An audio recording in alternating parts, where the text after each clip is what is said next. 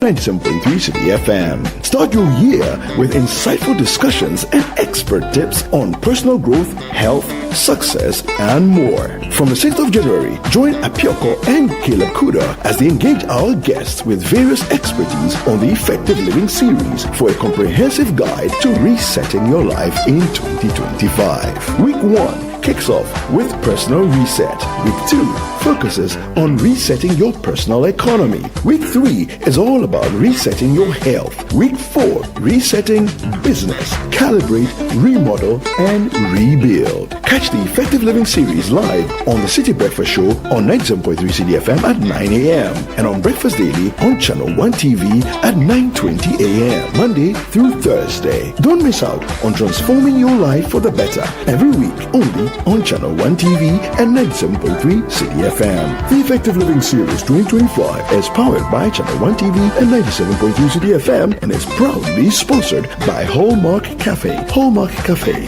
Delight in every sip and bite.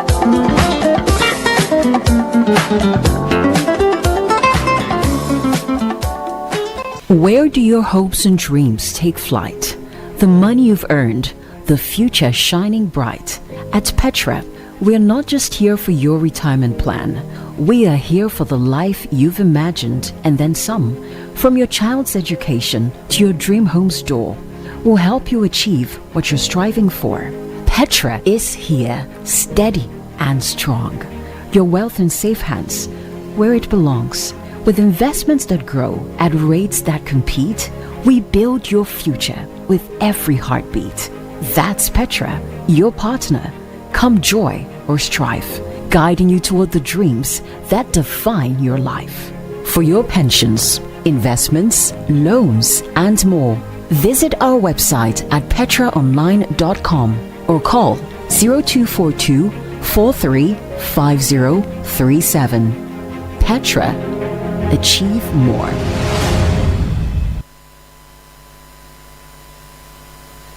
This is the Citi Breakfast Show, the city's biggest conversation. The Citi Breakfast Show. Rise above the noise.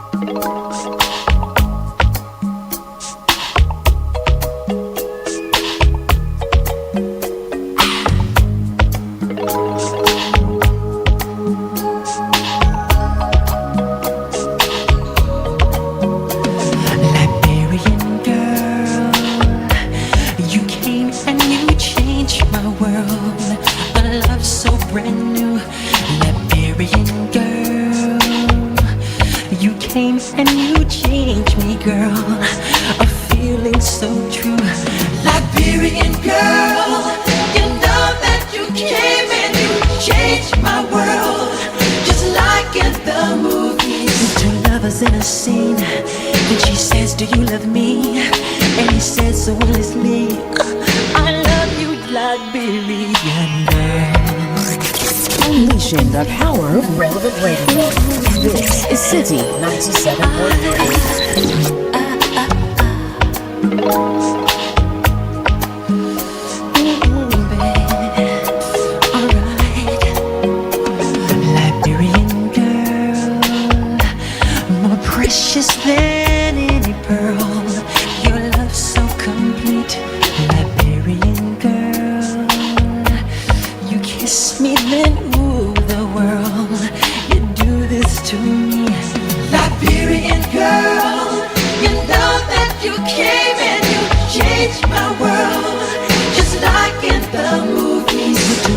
In a scene, and she says, "Do you love me?"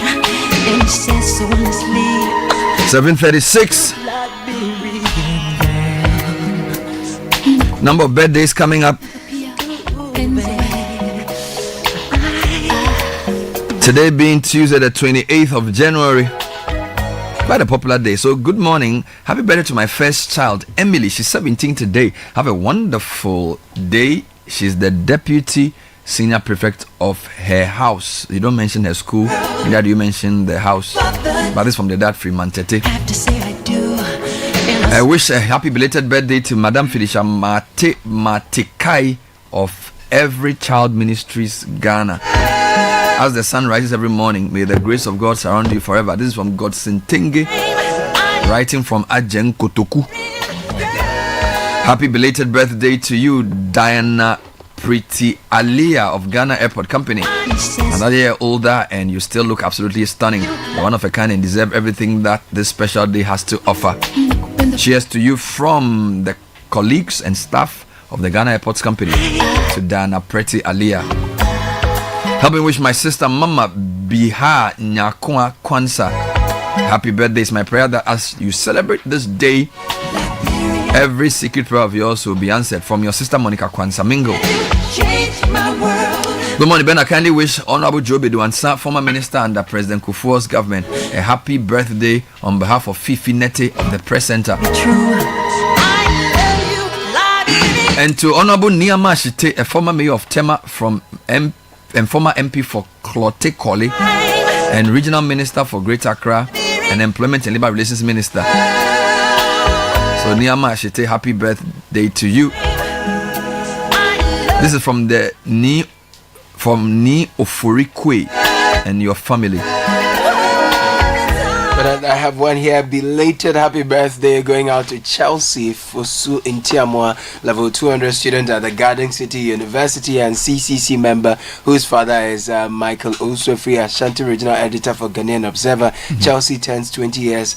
This was yesterday, and we pray for God's special grace so she can live to fulfill divine agenda and become impactful to her generation's blessings. You are. And a quick one, happy 78th to Edwin Tetedote, Joseph Edwin Tetedote from Helena and the children. We love you so much. His heart in every line. Marvin sang of the joy and pain.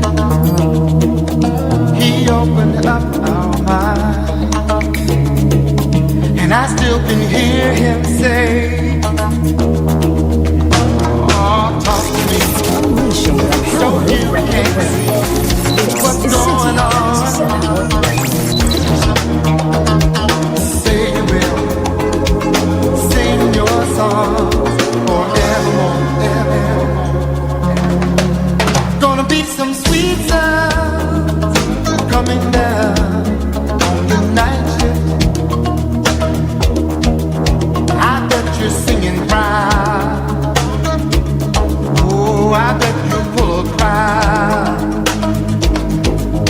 Gonna be a long night.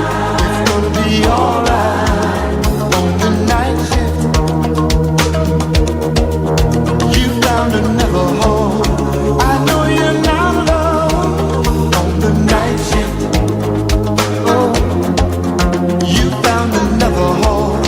I know you're not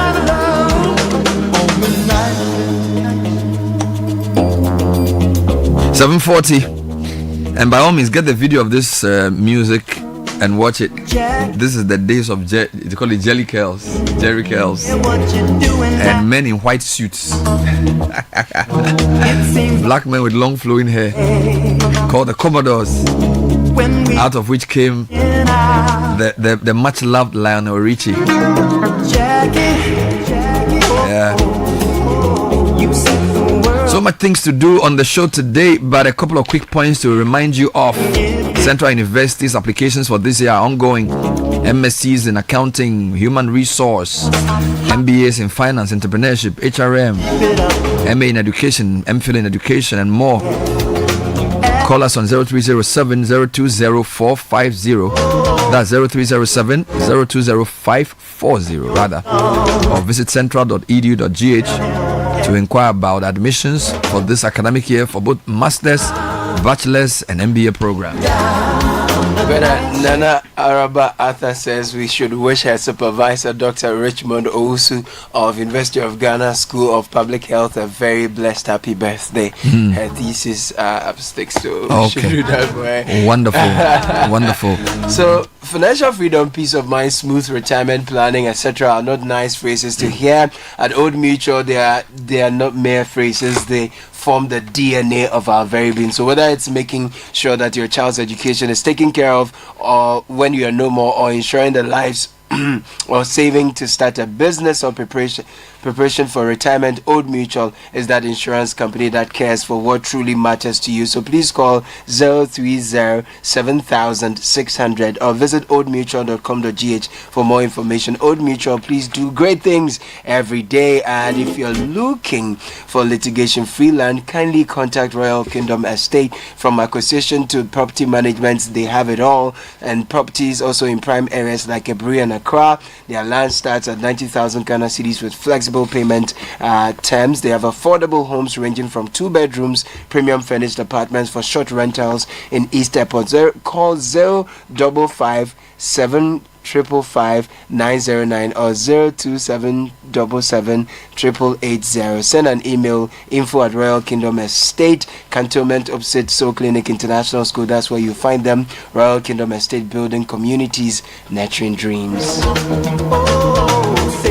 Well, a few more birthdays. Today happens a very popular day for some reason, 28th January. Yeah. So, happy birthday to Lordina Kateno of Prime Academy, a Mataiko from your auntie Veronica Sando. Wishing my son Gerald Akun of Royal School Frafraha a happy birthday. Grow in the Lord from the father Ray Akun. Good morning. Please wish a happy birthday to Erajua Tete of ICGC Macarius Assembly. God answer all your secret prayers. God bless you. And today says, happy birthday to myself as I enter the 3rd floor. God has been faithful to me. Maxwell from Dansuman. Happy birthday, Maxwell.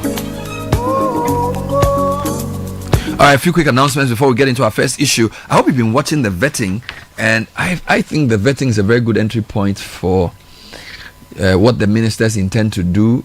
And I think the vetting of Kofi Boa was an interesting one. We'll discuss that a bit. Mightily impressed with the Ashanti Regional nominee, young guy who did nicely. We probably need to have a discussion about the younger appointees of the president and what kind of challenge they face. All right, because he was talking about being always on social media at 34 and that kind of thing. What to be Ashanti Regional Minister at 34 is very serious. Yeah. All right, and so we'll discuss some of those leadership development and whether these positions are the way they are being allocated. Is there any reason or rhyme to it? So give us a second to deal with this. And we're happy to hear your views. 054-998-6996. Let's remind you of the Africa Regent Hotels Valentine program.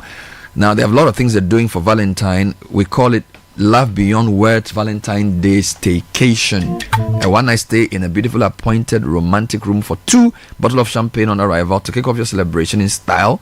Gift of chocolate to enjoy with your special someone delivered to your room. Complimentary rose petals to add an extra touch of romance. Dinner buffet for 2 at the Zong. And a luxurious 60-minute couples massage and pedicure in our serene spa. And this starts from 5,440. Book by 31st January and enjoy a 10% discount. Call Africa Regent on 0302-765-180 or 181 or 182. Or go to the africaregenthotel.com for more information. And this year, Apollonia City is offering you the chance to own premium plots of land at competitive prices with up to 3-year payment plans. Our service lands come with access to water and electricity. Our roads are tarred. We have solar powered street lights, and we have access to high-speed internet and so much more. We have beautifully crafted 2, 3, and 4-bedroom homes for you to choose from. With construction of the Adenta Dodowa Highway underway, you are assured of the property increasing value when you get it. Reach Apollonia on 0275 577 577.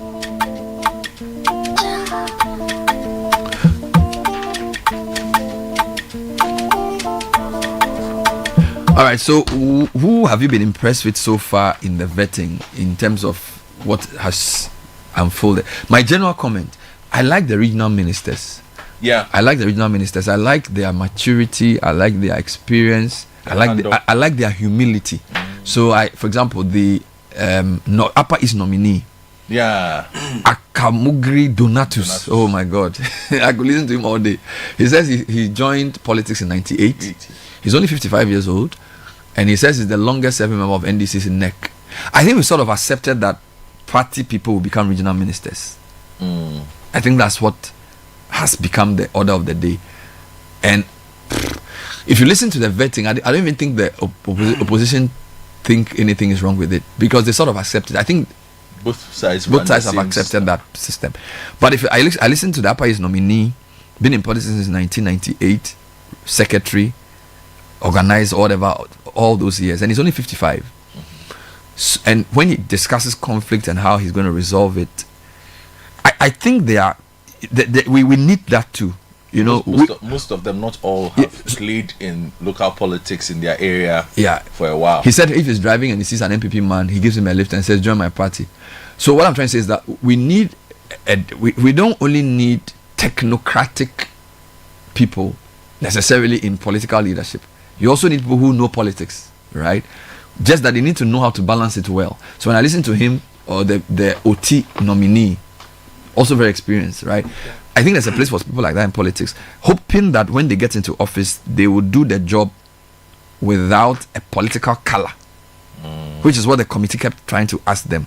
So for regional minister, I think experience is very important, because you are chairing RegSec, regional security. There's a lot of things you have to do with. So I was quite surprised the president chose a 34-year-old young politician to head Ashanti. So I was looking forward to his vetting, because almost all the people had been vetted prior to him. Old people. So you look at the Northeast region nominee, the Northern nominee, the Upper East nominee. They are all very mature age-wise, experienced age-wise. Then you have this 34-year-old guy, but I think he actually did well. Yeah. I don't know what you think. I think if you are a 30-something-year-old guy listening to that guy, he will make you proud that he showed an understanding of the job, the requirement, and I think he also gets. Okay, I need to qualify this. I don't know if he knows how complex Ashanti Regional Minister job is. But to be Ashanti Regional Secretary of NDC, he probably does. He probably does. But let me take it from here on the other regional minister nominees who are senior. Yeah. The argument has been that the other school of thought to their appointment is that most of them are very senior. If you're an MP, you're on the committee, chances are at the regional level, they are your bosses. Do you get it? So the question is that at the regional level, if he's your chairman party-wise or secretary, if you are going to file to be MP, you go through them. These people have influence, so you work with them. Authority. You work with them. I mean, so if they come to the appointments committee like that, you are looking at your own personal interests, you are looking at your future, you're looking at them in terms of the role they have played before and what they can do to you if they don't like you. That's from a personal political side. Exactly. Because if you remember, when Muntaka was being approved in Parliament, one of the debates, one of the MPs said, Muntaka advised him when one of the nominees in the past came that she shouldn't ask this one a question because they are neighbors. The person might take it personal and that kind of thing. So you notice that there's all that dynamic going on. So in terms of rigor in asking questions that relate to the regional issues, some of them may not actually drill the candidates or nominees well enough because they are beholden to them. But having said that, in terms of experience and knowledge of the local issues, I think many of them demonstrated the understanding of the issues in their regions and they answered them well.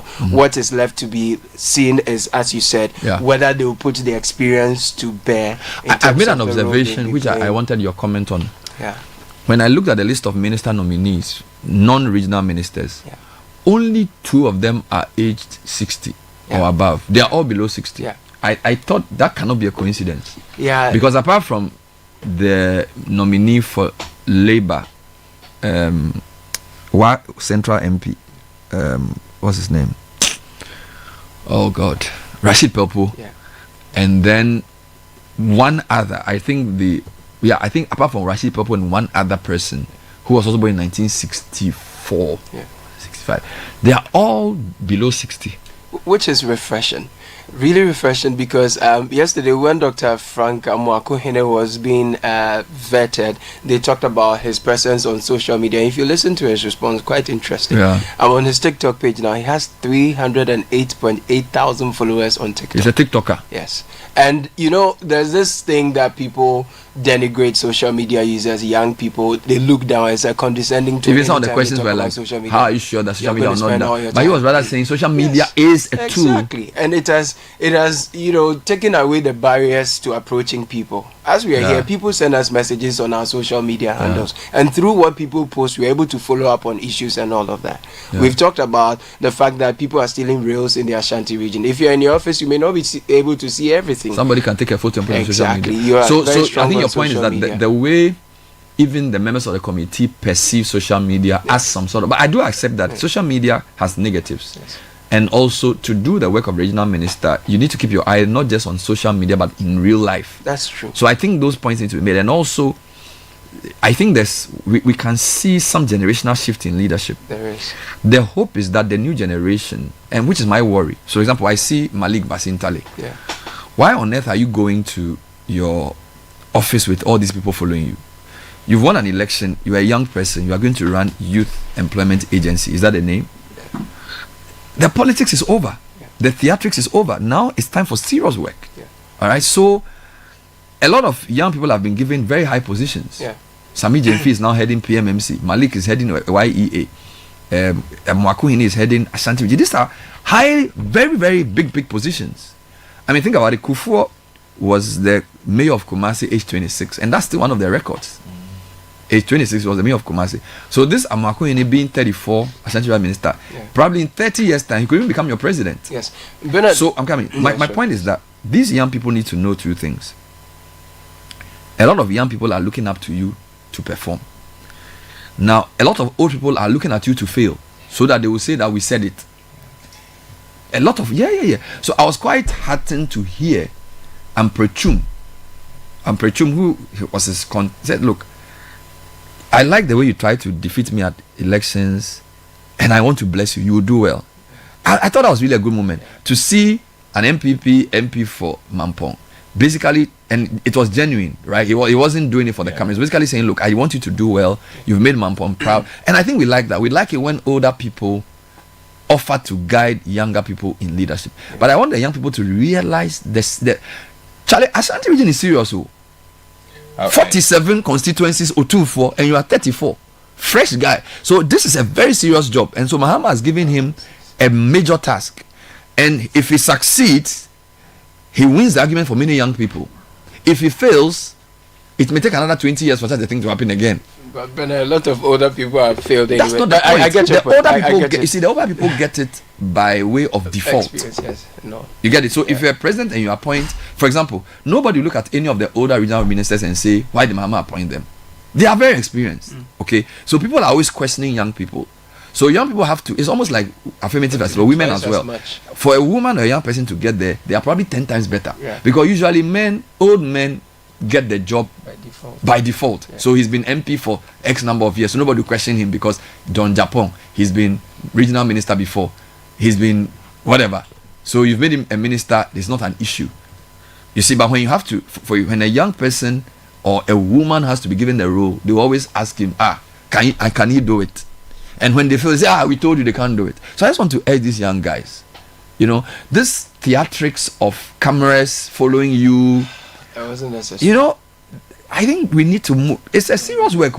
It wasn't necessary. And the NIA gentleman also did the same. Yes, like social media people are blogging, showing, and like maybe I'm missing something. Maybe I don't understand TikTok. No, Bernard, you're not missing anything. What happened yesterday? Malik going there with the 5K young men, jack up and all, to say that while campaigning, I did this with you. I'm from the streets, and so you are going to the office. You are going there with the street people. Now they want to get to the boardroom with you. Are they going to? How many of them? Are you going to work with? No. Activate body cams. I think it's really highly unnecessary, and people have roundly condemn that. So I think going forward, Malik should see how he can manage all that razzmatazz that has come with. It was good for campaign. Now it's time for cool heads and governance, because there are huge expectations that people have. These same young people are following you because they have some expectations, not just to sweat and be following you. And guess what? When he was campaigning, on the motorbike he was using, the quality of that motorbike was better than any other. When he was going to the NIA yesterday, he was in a V8. The others were on the street following him. So, guys, I hope you are seeing the difference. The point is that you're excited about all that, but you see, the expectation is the quality of your life, your everyday outcomes will improve. So let's also tone down when the politicians are issuing out these edicts and directives. So the theater, you're excited the about theater it. must give way to the reality. At the end of the day, work. you go and sleep in your rented house, and you see the difference. I'm saying that.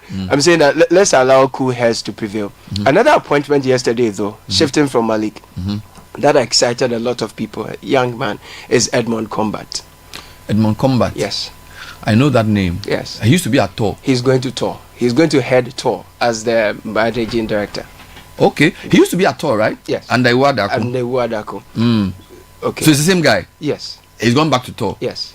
Now I just want how young is he? How old is he? So I'm not sure he'll be up to. He's 35. 35. He's a Harvard grad. He's a lawyer. Tor is studying in agribusiness. Tor is a minefield. Yes. Wow. So he's in his mid-30s. Yes. And he's going to run Tor. It should be a bit like in late 30s. Now, let me just share with you a bit of what I know about Combat. He started an agribusiness after school, but of course did the Tor thing when Wadakun was there. Before I got to Legon, I had heard Combat's name. So he was at O'Reilly Senior High School. He was in final year when I got to Lagos. So, yes, a few years ahead of you. Very much respected as a student leader. So he was a student leader too. At the time, if you went to Nooks and there was a lot of butu-butu, when Combat spoke, you know that his colleagues listened. Everyone listened to him. So even from that age, he showed leadership. And I remember, that was the time that the Vandals come out. There was always Aluta and all of that. When he was graduating, prior to him, a lot of the student leaders had issues with administration. Either their, things were withheld. No, Professor Ernest Aite was the vice chancellor at the time he was, and he said that he has seen him evolve into a very fine leader. Aite was a very tough guy. You had to come to the table with your own arguments. So he was the SRC president and the Aite. He was SRC president while Aite was vice chancellor. Wonderful. So he's evolved into a very fine character that a lot of people respect and look up to. Went to law school, went to Harvard, started an agribusiness, raised millions a few years ago for his oyster agribusiness and thing. Oh, so this is somebody you know? Yes. He actually read the NDC's manifesto on the youth on Agric. Okay. So, isn't it surprising he's gone to Tor though? Well, I thought he would be given an Agric thing. I thought he would do something in the Agric space, but then also remember that in the past he's worked with the Wadakon at Tor. But again, people think Tor is a tough place to be because it has its own difficulties. I think you have another point to add to what you're saying. Some people have been given Tor and they couldn't do much because it's difficult. So hopefully a young person can do a lot. Yeah. I've also seen something here. So the MD of Bost also used to work with a Wadako. Yeah. So it looks like there's some handover as well. A Wadako used to head Bost, and somebody who used to work with him has gone back there. He used to head Tor. Somebody used to work with him has gone back there. True. So that's the second. The other person who I think is an interesting pick is the nominee for GCB Bank. He's 44 years old, and for somebody who at 26 used to run a branch of APSA. 26 is pretty young to run a bank. Alright, some of our 26-year-old guys here are also trying to find their feet. Alright, so to run a branch is not an easy thing to do. So it's another interesting pick that we will see how it pans out. Age 44, running GCB Bank. All right. So maybe when we come back, we'll talk a bit about the theatrics around. To be fair, not theatrics necessarily. So this is the thing. A lot of the new ministers, when they go to the office, the media goes with them. And I also think it's part of the times we are in, right? We've covered your vetting. Now you're going to your first day at office. It's good for media to go. So Eriko Poku, Ejare, Haruna Idrisu, they all go and they make statements. So yesterday even Ahmed Ibrahim. So they use the first day to address the staff and address the media on what they will do. Some people think that's a bit of showmanship. Others think, well, that's the nature of politics today. We'll try and see whether we can make sense of that. Stay with us. Send us your comments. 054-998-6996. Let's bring you tech and social media trends this morning. And it's probably brought to us by First Bank. Yes, and Telecel, if you're sending money to Gambia, Guinea, Liberia, Nigeria, and Sierra Leone, it's easy through the Pan-African Payment and Settlement Systems, PAPS. You can send and receive money through to any of these countries. All you need to do is to visit the bank branch anywhere across the country with your cash, and your money is transferred in no time. If you want to receive money, then you will need a First Bank Ghana account. There's another way we're putting you first. Call to find out more, 0596 921 921. And Telecel says switch to our fixed broadband today and experience incredible bonuses, non-expiry bundles, data transfers across devices, and lots more. New customers will get 50% bonus data in addition to other mind-blowing offers. Existing customers will get 300% bonus data on every broadband renewal to keep browsing. So to subscribe to the Telecel fixed broadband for these amazing offers, please dial *900#, use the Telecel Play app, or visit a Telecel retail outlet. Telecel.com.gh is where to visit to get connected. Terms and conditions apply. Telecel, connecting energies. Well, Susu Graham is here. How are you doing? I'm good. You sure? Yeah. Great. What's the big trend? Well, first, our friends at Media General are trending. Oh, the MPP. Yes, because the MPP has decided that they will not be doing any more business with Media General. So it's Media they tire for Ghana. Yeah. Really? Yeah, they sent a letter. Ahiaba wrote a letter that they won't go on their platforms again. Yeah. This early in the thing. Richard. Had they shock? Ahiaba, please. So too early in the day. Charlie. They're not happy with the dust doesn't even settle though. Yeah. Yes. So is he saying that for the next 4 years they're not going to go on Media General's platform? Maybe it's indefinite. So maybe they'll go and talk, as they usually do. What are the reasons? They said that the journalism has been unfair, biased, and they said I'm paneling and stuff. Yeah, they just feel like they've been unfairly treated by Media General. You know, there's always this tug of war between political parties and media for who you put on a panel and that type of thing. Yeah, but you and I have the experience of knowing that the political parties are responsible for who they send. Yeah. Sometimes you call and make a request that we are discussing topic A, B, C, D. Yeah. Would you be able to send a person who can address A, B, C, D for They'll bring somebody else. They'll bring somebody. But that's where somebody we also decide to change. So you can also decide to stand your ground. We will not accept this person. But then they will also tell you that you are keeping them away and might be able to reach a decision like this. They should have a meeting and discuss it. They should discuss They said they feel unfairly targeted. They feel like the questions are unfair. They just feel like they are being maligned by Media General's journalism. So and of course, Honorable Lands Minister, Mr. Kofi Boah. People saying, yes, I'm interested. Yes, it's all about the Galamsey, the mining in forest reserves, because Galamsey was the topical issue. So people expected a lot of Galamsey questions. But they were actually. So, exactly. So people are, So just be sure what they are saying. Are they unhappy? Because when we look at the breakdown, a lot of the questions were on mining. I think there was more questions on mining than even on land. You see, the problem with social media is where you look. Because if you don't follow the right people, you might see a lot of people saying he didn't do well. Some people will say that, So I think it's a very difficult one. For me, though, the sense I get is people were expecting a lot more clarity. And I think he appeared, I want a good word, non-committal. He did say that they would remove people from the water bodies and that kind of thing. But I think people were expecting a lot more forthrightness because the Galamsey thing was a big issue before the election. And there was a very big vetting. Yeah. So he sort of toned down he played it safe. Yes, a bit evasive. He didn't want to overcommit, which is what is leading to the trend. Yeah, I have to say I wasn't even happy with that answer where he said there will be no new mining in forest reserves, because I understood that there will be no mining in forest reserves. Right. Blah. So when you now add the new, where are you going with this, Charlie? Yeah, so it was just one. But you see, it's politics. You don't want to say too much, get yourself into trouble. So I understood. Let's hope he has his cards close to his chest and he's going to act. Yes. Because the vetting did not show some major reform intentions. Yes. It showed a more let's keep things cool kind of thing, which is not what we want. Yes, we won't see fire. Yeah, we want fire. So then AFCON is trending. Yes, oh my God. The AFCON draw was last time. I've not looked at the draw because as I say, if you are not invited to a party, you don't ask the people having the party to countries invite you or what's happening at the party. 24 countries in Africa, Ghana couldn't qualify. Disgraceful. In fact, I had a friend he thought we hadn't qualified for the World Cup. So he was like, it's the World Cup. He doesn't understand why they are screaming out to Adu. When he realized it was the AFCON, he started screaming and say, hey, the coach has to go. So it's just, people are now, the reality of what has happened is hitting again. We're not going to be at the AFCON. They've done the draw, so we'll be here. And this is the first time since when? 2004. Are they vetting Kofi Adams again? I won't say Wednesday or Thursday. Yes, I definitely this week. Yeah. You will pay attention to that. Yeah, you have to deal with some of these things. You know, the contract between coach, national team coach, and the country. The minister has a say. The minister has a significant say in it. So you think you should find us a coach?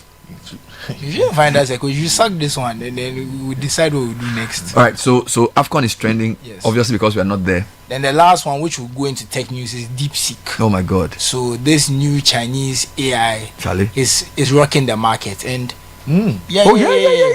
In fact, Nvidia, which has been one of the biggest companies, has lost 500 billion in value. It's lost 12%, down 12%. Yeah, so 500 billion in value, and for reference, that's bigger than Coca-Cola and some other major companies that we know. So it's a lot of money. Let's explain what's happening. Yes. So it's a Chinese startup, less than a year old, and its AI platform works as well as any. Yes. And it's at a fraction of the cost. It supposedly costs $6 million. Can you imagine? You hear Meta, Google, and Co are paying billions for their AI models, so it's making everyone think, what's going on? What's the secret? So it's really rocking up the tech world. So a lot of tech companies are losing value because almost like people have spent all this money. You remember the dot-com bubble in the 90s? So now the reason is interesting that I interviewed Edu Buahin at Stanford, who said he was trying to also generate the same level of computing power with a minuscule fraction of the electricity. One of the reasons why a lot of these tech companies in America are using so much money is that they are basically trying to invest in power, because to increase computing power you need electrical power. So some of them are even buying nuclear plants just to power their technology. So for a company to do the precise level of AI that DeepSeek is doing with only $6 million, it's crazy. You know that from where I sit, the war between the US and China, from Trump, Biden, now Trump again. With 1 month, Xi Jinping has sped up the Chinese tech space to do things that perhaps they would not have even imagined that they would do right now. See, because the Americans started keeping, you can't export this kind of tech here. You can't use ban TikTok. You cannot license this tech to Chinese companies. Pressure put on their allies, that sort of thing. And so for the Chinese to look inward, looks like they've spent the time working really hard at some of these things, especially in an area that the US is spending a lot of money on. So for a startup like DeepSeek to come up and, like you were saying, $6 million. That's unbelievable. But the truth is that some people are wondering whether they are declaring all their costs. Yes, and so we need to find that out. But the truth is that and they actually been hacked. They are Reuters is reporting this morning that they are like hackers are targeting them like crazy. Yeah, of course, because people need to understand what's going on. So just for comparison, Nvidia lost 560 billion in market value. The market value of MasterCard is 502 billion. ExxonMobil is 484 billion. Bank of America is 355 billion, and Coca-Cola is 275 billion. So it should just tell you how big. And Nvidia lost this in a day. Yeah. Just in reaction to what we're seeing in China. Yes, exactly. So a lot of people are starting to sell their shares. So it's crazy. Ghana, let's wake up to tech. Let's wake up to tech. Thank you, Susu Graham. Tech and social media trends.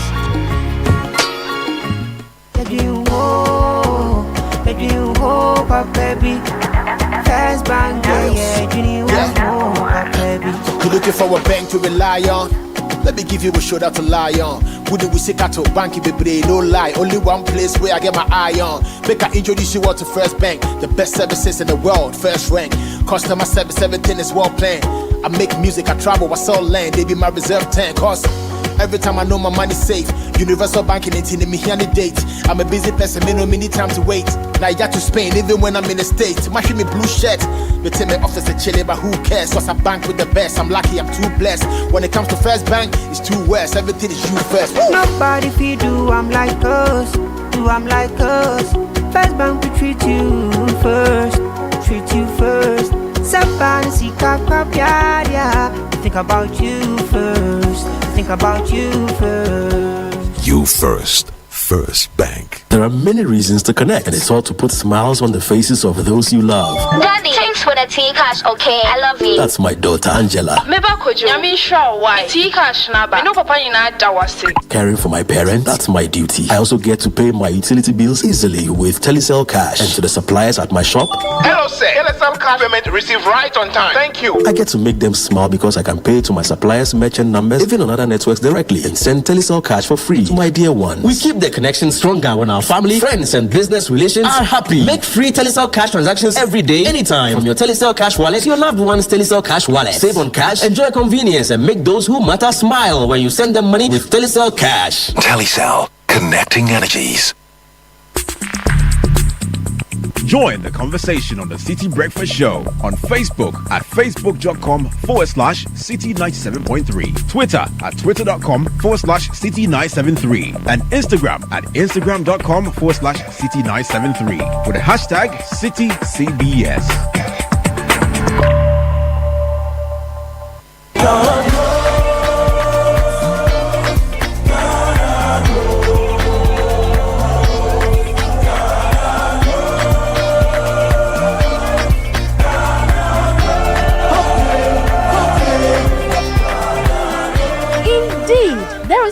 In the soil. Find your way into profitable careers and businesses in Agric and ATVET now. Take a step today and change your life, your family, and community. Dial *718*50# to join now. Ghana Grows. Hope Day. Ghana Grows is an initiative of the MasterCard Foundation in partnership with Springboard Roadshow Foundation, Limehouse, and other partners. The festive season is here. You know what that means. Groceries, bills, and so many unplanned expenses. But don't panic. There's a cool new feature on Haptel you have to know about. It's called Pay Small Small. Yes, like the name says, Pay Small Small. It's Ghana's first widely and instantly available buy now, Pay Small Small service. With Pay Small Small, you can buy food, groceries, airtime, and pay all your bills without paying the full amount upfront. So this festive season, you're sorted. Pay a small fraction of what you're buying now and spread the rest into 3 weekly payments. All you need is your Ghana card to activate it and you're set. It's the perfect solution to keep your pockets in check this festive season and beyond. So don't wait. Go to your Haptel app now and choose Pay Small Small as your payment option. Haptel is everything you. This is the Citi Breakfast Show, the city's biggest conversation.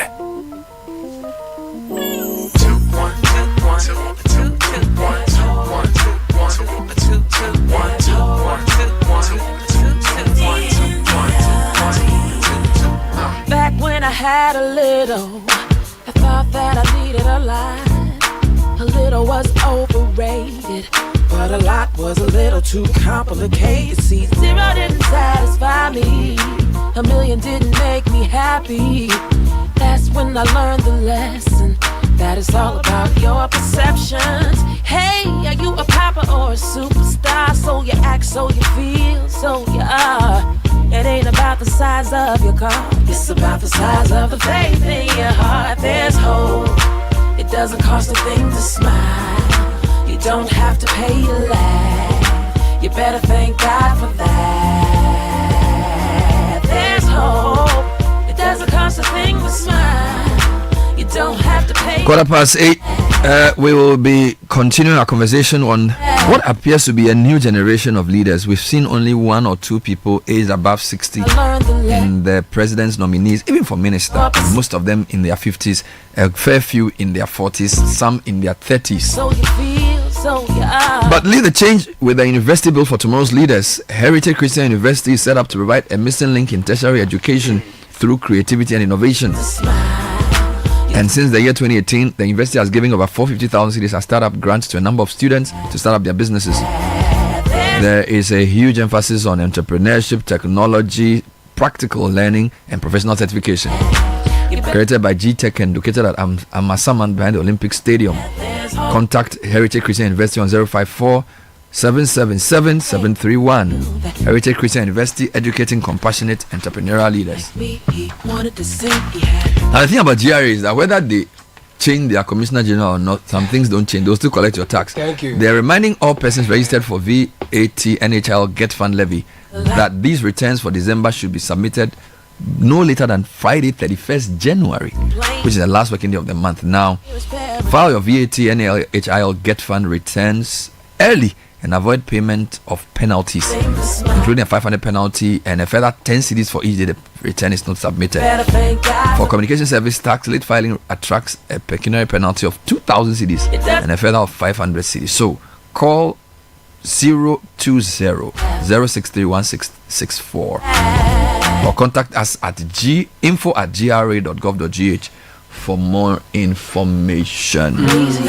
And the future of energy is here. It's more affordable than ever. Translight Solar, your trusted brand in solar solutions for the past 10 years, makes it easier for you to own solar power system. Flexible payment program starting at 49,000 Ghana cedis. You can now power your home or business by paying just 30% upfront and spreading the rest over 12 to 24 month period. Yes, it's simple. Buy solar now and pay as low as 1,650 Ghana cedis a month. This year marks our 10th anniversary and we are celebrating you. Be among the first to take advantage of our exclusive discounts and early birds deals. Say goodbye to doomsday and high electricity bills. Please call us now 050-4249-229 or 0206-542-454. Visit translightsolar.com to schedule your free consultation. Translight Solar, wherever there is sunlight, there is Translight. Okay.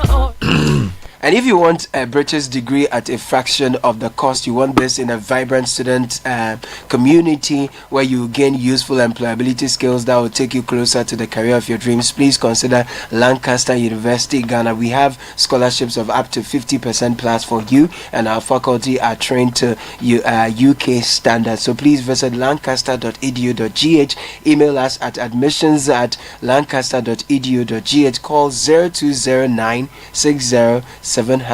Lancaster University, Ghana is the only British university campus in West Africa. Still reviewing the vetting, the nominations, and the rest of those.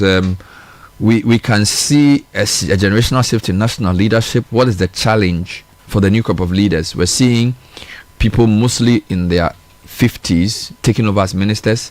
We did a search on the average age of Mahamad's ministerial nominees. The age is 52 or so. Most of them born 1970, 1971, 72. A few of them, in the list I saw, about 4 of them were born in the 80s. I think that's, but if you add I think the youngest minister nominee is the Ashanti Regional Minister. And he was mighty impressive. Really hoping that he does well. I wanted to mix that with the Kofi Bua so we have a broader conversation. Okay, sure. A lot of people were watching Kofi Bua because Galamsey was the main issue in the build-up to the election, apart from the economy. Yeah.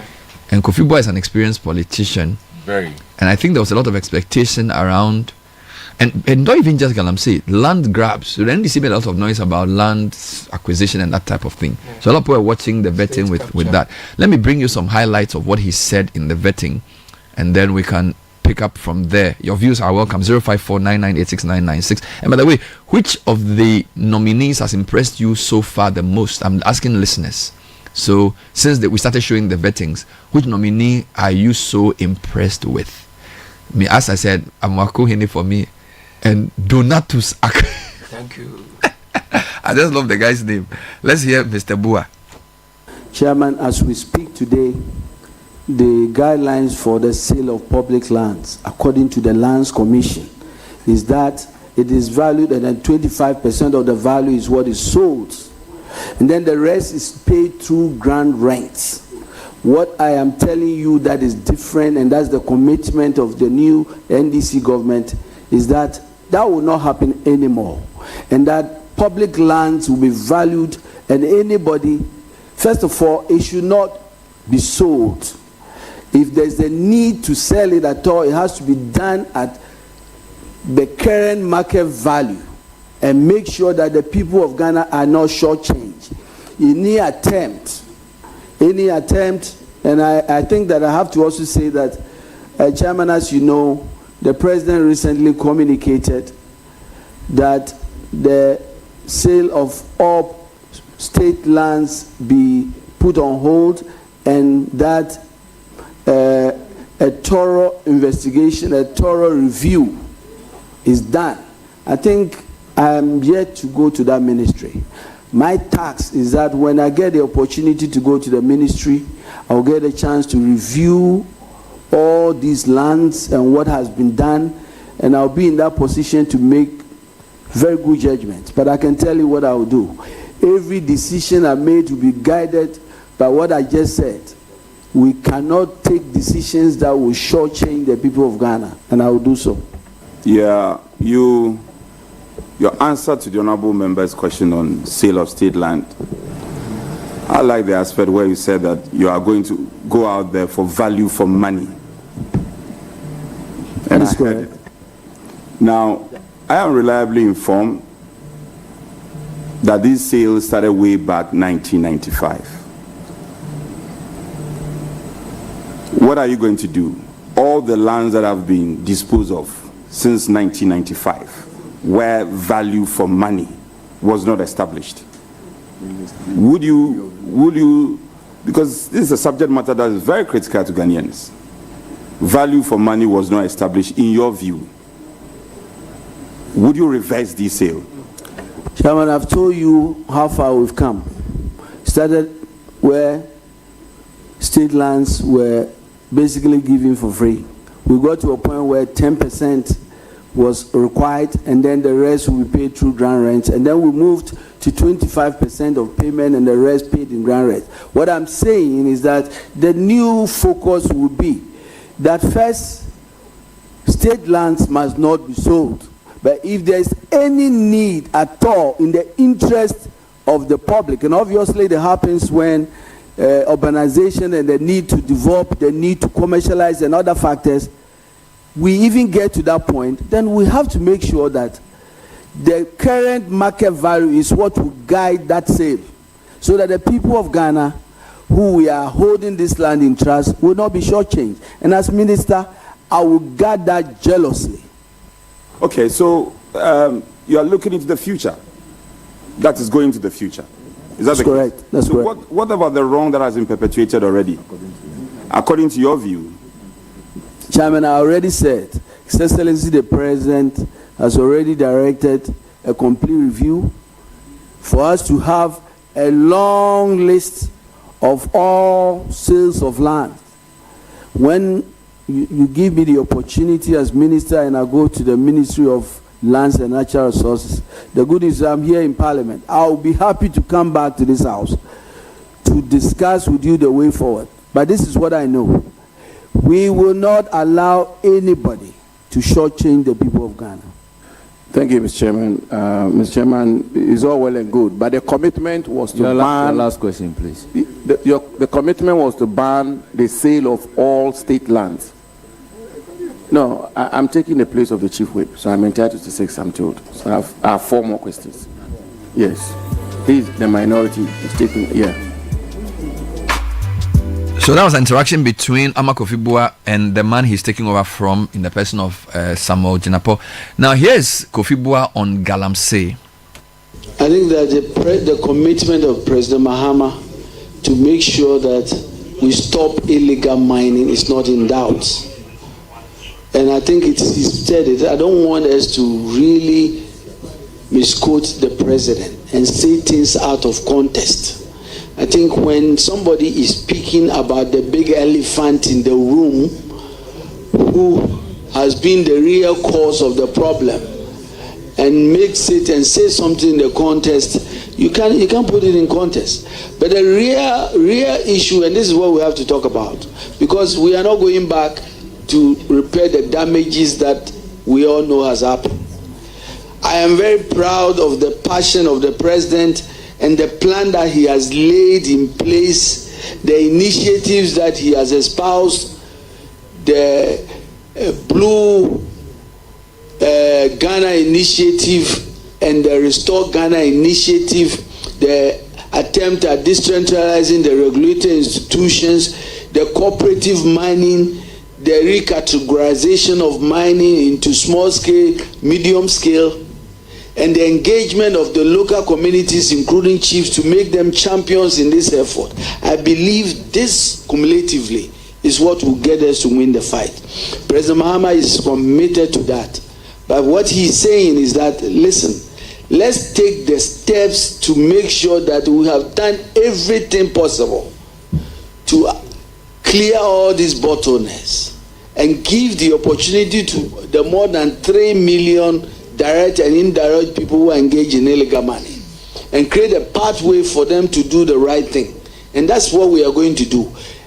But we are going to make sure, and let me say it clear, those who are going to still insist that they are going to engage in illegal mining in water bodies, mining in forest reserves, wanton destruction of our forests, they should be ready. As Lands and Natural Resource Minister nominee, what I'm looking forward is the enormity of the challenges in front of us. And I'm not here to talk about political platforms. I'm here to talk about solving serious problems that confront the people of Ghana. I'm here because I know where President Mahama's heart is. I know it through the policies he has espoused. I know the things he has said that has given him the mandate of the people of Ghana. And I'm here to tell the people of Ghana that the new government is committed to ensuring that there will be no new mining in forest reserved. The new government is committed to make sure that we protect our water bodies with new initiatives. The new government is going to make sure that we reclaim our degraded lands and give a pathway to help individuals who want to be in mining to do it legally with the support of government. But we will ruthlessly deal with anybody who decides that he will not follow the law. Illegal mining will not be tolerated. It doesn't matter your political party. That was Ama Kofi Bua responding to questions on illegal mining and also on sale of state lands. I sense you are... Is this, you've been sensing a lot about me. Yeah, let me try and put... from the way I see your face, I think you wanted more. You wanted to see... You wanted to hear more. I concede that perhaps his experience showed through a bit in not wanting to give too much away. Okay. Right? Okay. But... so that's experience for you? I said I concede. You concede that his experience as a politician means that he was not going to make declarations of a certain kind. Because if you look at the activist front and also the general public front, most of us were watching with the mindset of we are looking forward to perhaps a clear indication, a declaration of some kind that mirrors what we saw in the campaign period. Yes. But this was a bit watered down from the rhetoric of the campaign period. I can understand why some of us will be disappointed, but I also recognize that he understands where he is seated, not a campaign platform. And I guess politicians and us as voters also must learn and understand that the people need to figure out where they are standing when they make those statements. If there is one thing that I genuinely felt was something that he ran away from, the declaration of the state of emergency on mining is something that his party pushed or supported, mentioned, sang, whatever it was that needed to be done. Now we can't hear that level of... I was thinking, if there's one thing that I thought he would come to the table with from the onset, it would be that he's even open to the idea.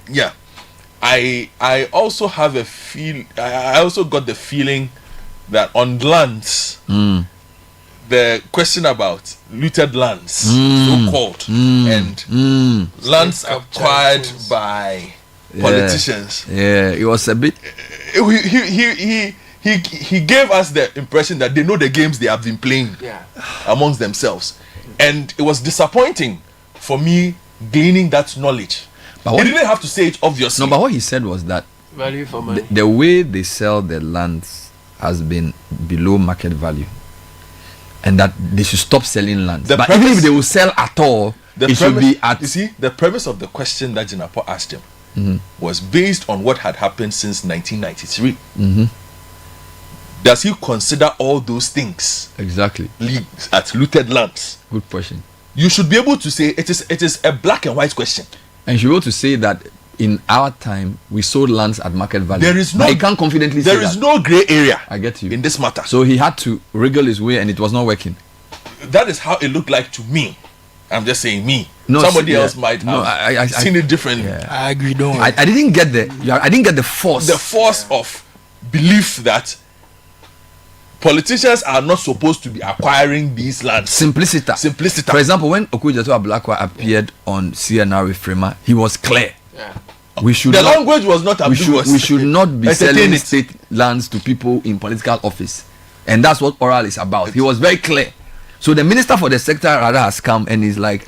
So I didn't really like that part of it. You see, because we must live with the impression knowing that this is wrong, this is right. Yeah. End of story. Simple. But I left that part thinking, oh, things are happening. Is this like they know the games they are playing? So you separate the land from the galamsey. And you're saying that on the land you feel like he was not forceful enough on the position that politicians and political people should not own state land. Because it is not a position that you can support with the law what they have done since 1993, which was Jinapo's question. But can't we have a new opportunity to say from my time we'll stop it? That is what he should have said. That is what he said. He said from my time we are going to go by the letter of the law, which says ABCD. Even that cry, he was. I wasn't. But Jinapo's point was yes. But prior to this statement you are making, you have said that what we have done is wrong. So I'm asking you whether it is wrong.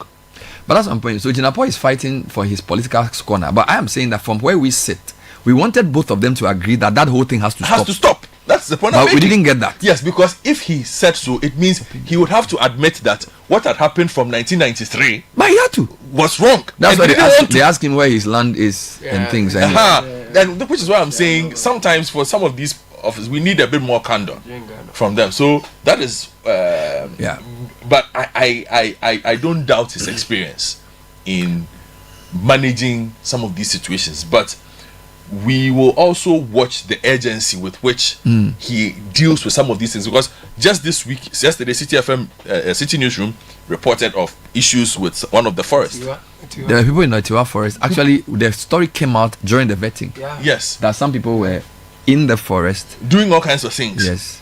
It has not gone away. Yeah. He's one of the ministers I think should be sworn in today or tomorrow. Yeah. So that he can get to work quickly on that matter. And then on the young ones who have come in, I liked Frank Amakwihine as well. Yeah. I don't know him. I've just seen him on social media. He was went to school in Citi Secondary. We see them in NSMQ. Yes. Where are they based? I think Citi should be in Mampong. Ah, okay. Yeah, so Citi. So it's a Mampong boy. Yeah. So I enjoyed listening to him. He said something about leaving the Ashanti region better developed, and more peaceful than he has found it, which I think is a clear indication of the job at hand. I hope he gets to understand that he has been put in charge of a region that has a lot of young people, that is underperforming, a region that has its main hub in decline, which is the city of Kumasi, and requires a lot of work. Charlie. The task he has been given is not an easy task. It's more difficult than even sectoral ministry. Yes, it is not an easy task, especially where he has to deal with the traditional authorities. No, he has to deal with a lot of MPs who are not okay his side of the political divide. Yeah, right. You know, so he but they came. He's walking a minefield. Some of the MPs came ostensibly to show support, also and I like the way the Mampo MP spoke also about because him. of the quality of his politics. Mm-hmm. Like I said, I follow him a bit on social media. I don't know him personally, but the way he carries out his politics, he's not the type whose abrasive language he doesn't insult. He's campaigning for his. But he's selling his ideology. He uses his numbers, facts, and those things. He sells his ideology. You sell your ideology, we go our way. I think that's the way to go. So I am happy, as Duke has corrected me. Duke says it's Mampo and Kropon. Or say to two. Yeah, he says yeah, do. But Mampo and Kropon is not Mampo. Yes. So yeah. So yes. I'm seeing some of the Caleb generation in our politics, right? Yes. This gentleman, the combatant, this way, and as I say, they have to be guided to do well. Because some of them have really difficult jobs. I'm telling you. See? And they have to lose the trappings of youth quickly to be able to allure of social media to do this work. I'm telling you. A lot of them will come to understand later that optics won't sell for long. It will sell for 6 months. But when the numbers start coming, when you have to start reporting, and we start looking at the numbers, we will hope that when you're reporting the numbers, you ask 1,000 people to meet you in the conference room for you to read the numbers that are not numbering. To jack up. You understand? Yeah. They must grow into the roles quickly. Yeah. And understand that what we did last month is done. It has given us an opportunity to serve. Now is the time to focus on serving. And a lot of them have indicated that they have what it takes, but a few of them are still in party mode. Yeah. You know, and that is not what we are looking for. And you know, sometimes the retort is, yeah, well, we voted for them, so they have invited us. Here's the thing. After January 7th, they work for the Republic of Ghana. Yesterday, I listened to Frema interview, and I don't know if Fred the GRA thing.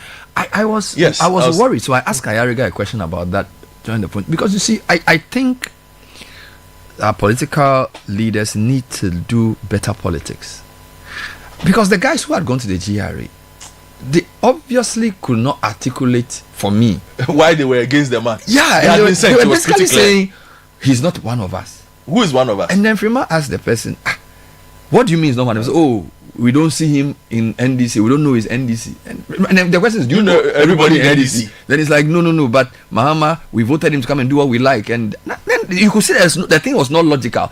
And because she was surrounded by all these guys, she didn't want to push the question. But the thing was like, this guy was his problem. Don't go home safely. And they were there basically saying they will come the whole week, and that if by Friday Mahama doesn't remove the guy. And I'm thinking to myself, here you have somebody who used to be a managing partner at KPMG.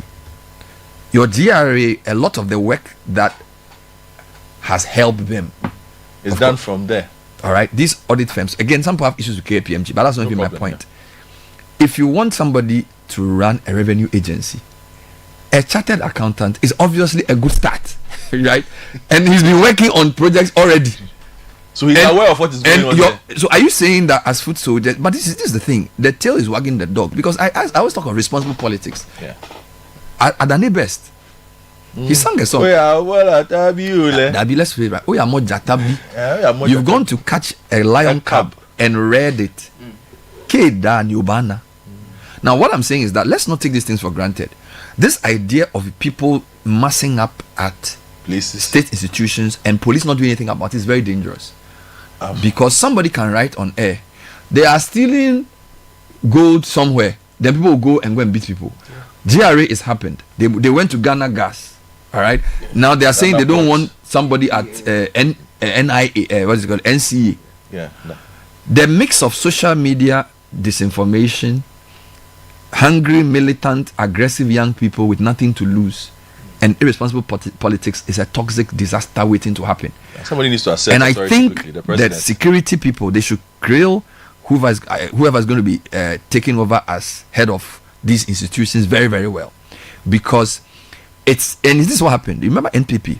People stormed the court, went to free people, and it became the the narrative, the NDC government should not allow this thing to continue.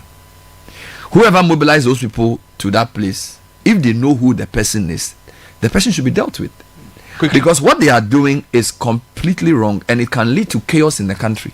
Because these guys can move from office to office and just attack people. And they shouldn't deal with it under wraps. We shouldn't do it should be public. It's a very serious thing. It's a very serious thing too. I mean, so are they expecting the president to come and announce that following the protest of this? I've removed. Do you get it? They have to, and this is the thing. The NDC government has to explain to the supporters the transition from politics to governance, which is why appointees should not be going to government offices with party supporters, because it's state function. We always say there's party, and then there's state, there's government, and then there's state. It's 3 levels. You are head of a party that presents you as a candidate for a presidential election to head the executive. Now, when you become a president of a country, you are bigger than your party, and there are some functions you perform for your state which are beyond what your party wants, and people must know the difference. And I think the current president needs to really lay down the marker, because this thing can become something we cannot control. It has already become something we cannot control. And let me join you in your call out of the Ghana Police Service on this matter. They have looked on several times as these incidents have happened. The EC, the attack at the EC, Greater Accra. Yeah. If you look at the footage, right just before the persons who went to misbehave there arrived in the pickup trucks, and these persons finished and granted interviews. Police were watching them. The police were standing there. The Black Marias were parked right there. They didn't arrest one. They finished what they were doing and granted interviews happily. And the police were watching. They were watching. So what is going on with the police? And you know, what's happening with the police? It's not just the police. Yesterday, this is also part of the conversation we had yesterday about this. There is a certain. It's like there's a halt on enforcing regulations and rules. It's like there's a holiday. It's not a holiday. It's like there's a fear of doing your work. That because again, what stops the Ghana Police Service or whichever from going to the place I was mentioning yesterday and saying, what are you doing here? The people who've gone to the occupy and started building. What are you doing here? Because last month they were not supposed to be there. Maybe they feel they don't have political legitimacy because they are not sure of the status of the IGP. No, but you don't need that. You do. What? No, Bernard. So the legitimacy of the IGP impacts how the police do their work. You are not following my logic. And this is again public conjecture. They've named new security couples. Yes. There's rumor that we don't know if the IGP will stay or go. No problem. The whole election period, the NDC actually preferred the police than the military. So they kept saying that the military should stay away from the election side and the police should work. So the police sort of managed the election in a way that you can say generally was appreciable. Yes. By not They being did a really necessarily good job. confrontational. Yeah, they did a good job. Now, there's been nothing definite said about the status of the IGP, who's been some kind of, if you look at his, I think he's been some superstar IGP kind of guy who's coming in with people saying, oh, he's doing well and that kind of thing, but yet nobody's sure whether he's going to stay or not. So maybe the police state is in a state of limbo. They are not sure whether they are continuing their election containment, whether the post-election period is over. So we can't arrest people. You don't get it because we are still in a transition. Not all ministers, for example, they are vetting defense minister today. Interior minister has not even been sworn in. Okay, so there's some sort of lacuna using the legal. People are not sure what's going to happen. Something happened at airport recently.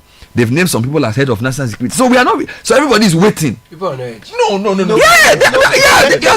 So okay, let's assume let's assume. Give me an example. I'm the East Legon police commander. Yeah. Then some guys on motorbikes come and misbehave. Me na minko you gidi na yempam me. No. Let me wait and see. Let me wait. Unfortunately, Bernard, that's the reality. Remember, that's what they are doing during the campaign. During the campaign season, we mentioned Malik earlier. Yeah. In one of the videos, he referenced one of the police officers and said, "Wait and see when we come to power." Nothing was said about that. Yeah. The party authorities did not condemn that. Now, the minority leader has had cause to ask the interior minister now, during his vetting, what the fate of the IGP will become. Yes. So we can sit on radio and talk about the ideal situation that people should work. People should work. But if you go down there, people are on edge. Even coordinating directors yesterday, we were talking about why people are on edge. Why is Accra filthy? Mayors have been, they are vetting MMDCs. Coordinating directors have been handed over to do their work. Yeah. They are the ones who claim that, indeed, when we do programs and we talk about politics, we are the ones who work and we are the... Now we are in a transition period where you are not working. You understand?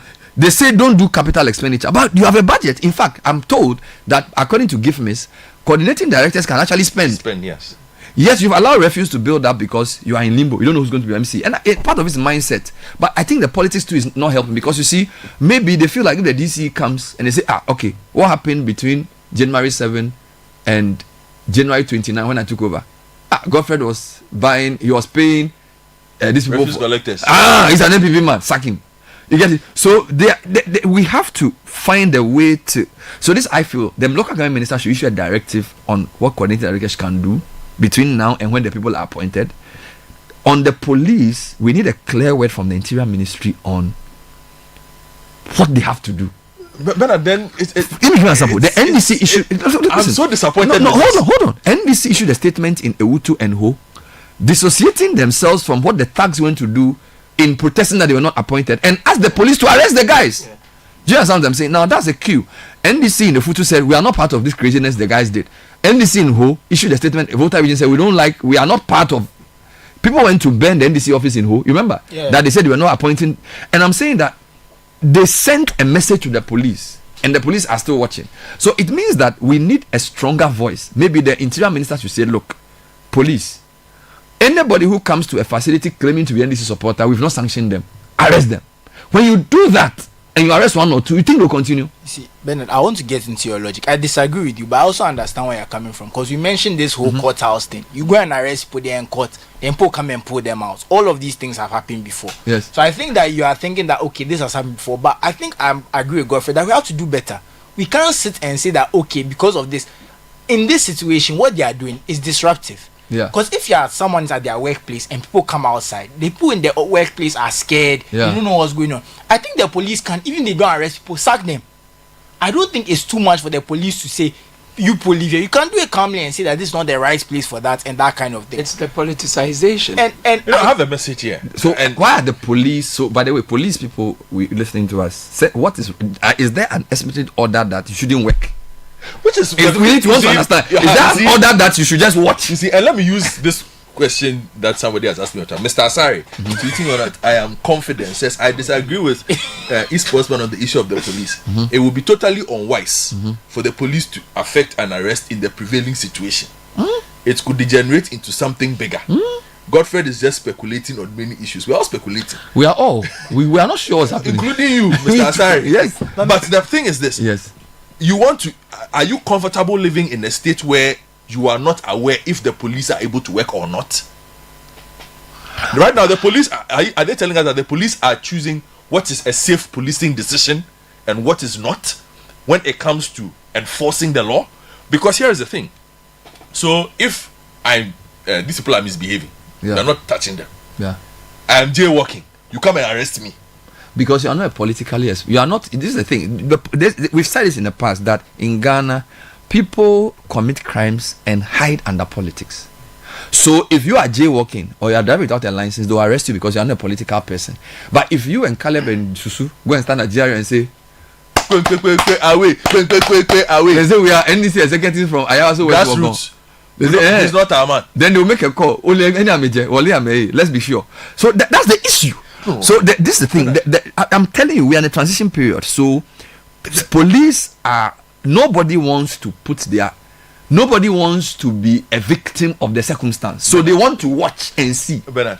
Why hasn't the IGP issued a statement on? I'm losing faith in the country when this is happening. Okay, government. Why? Look. Okay, let me tell you something. Tell me. Look at your news items. October, November, December. Yes. Every week. We will not tolerate anybody who misbehaves in the election. We will deal with them. Even if you don't ask them, read all the newspaper stories. The military, we will deal with anybody who tries to cause confusion. Yeah, that was before. Yes. Giddy. But the election is over. Where are all those people? Pull Ghana Armed Forces. we will not tolerate people who do something. They write all those things. Where are all those people? Because government has changed. Yeah. Nobody is sure of their status. Which tells you that a lot of the courage they were having was on the basis of, the government is behind me. Yeah. So you see, this is what professionalism means. A professional is not somebody who does his work when the government is saying do it. Now government has changed.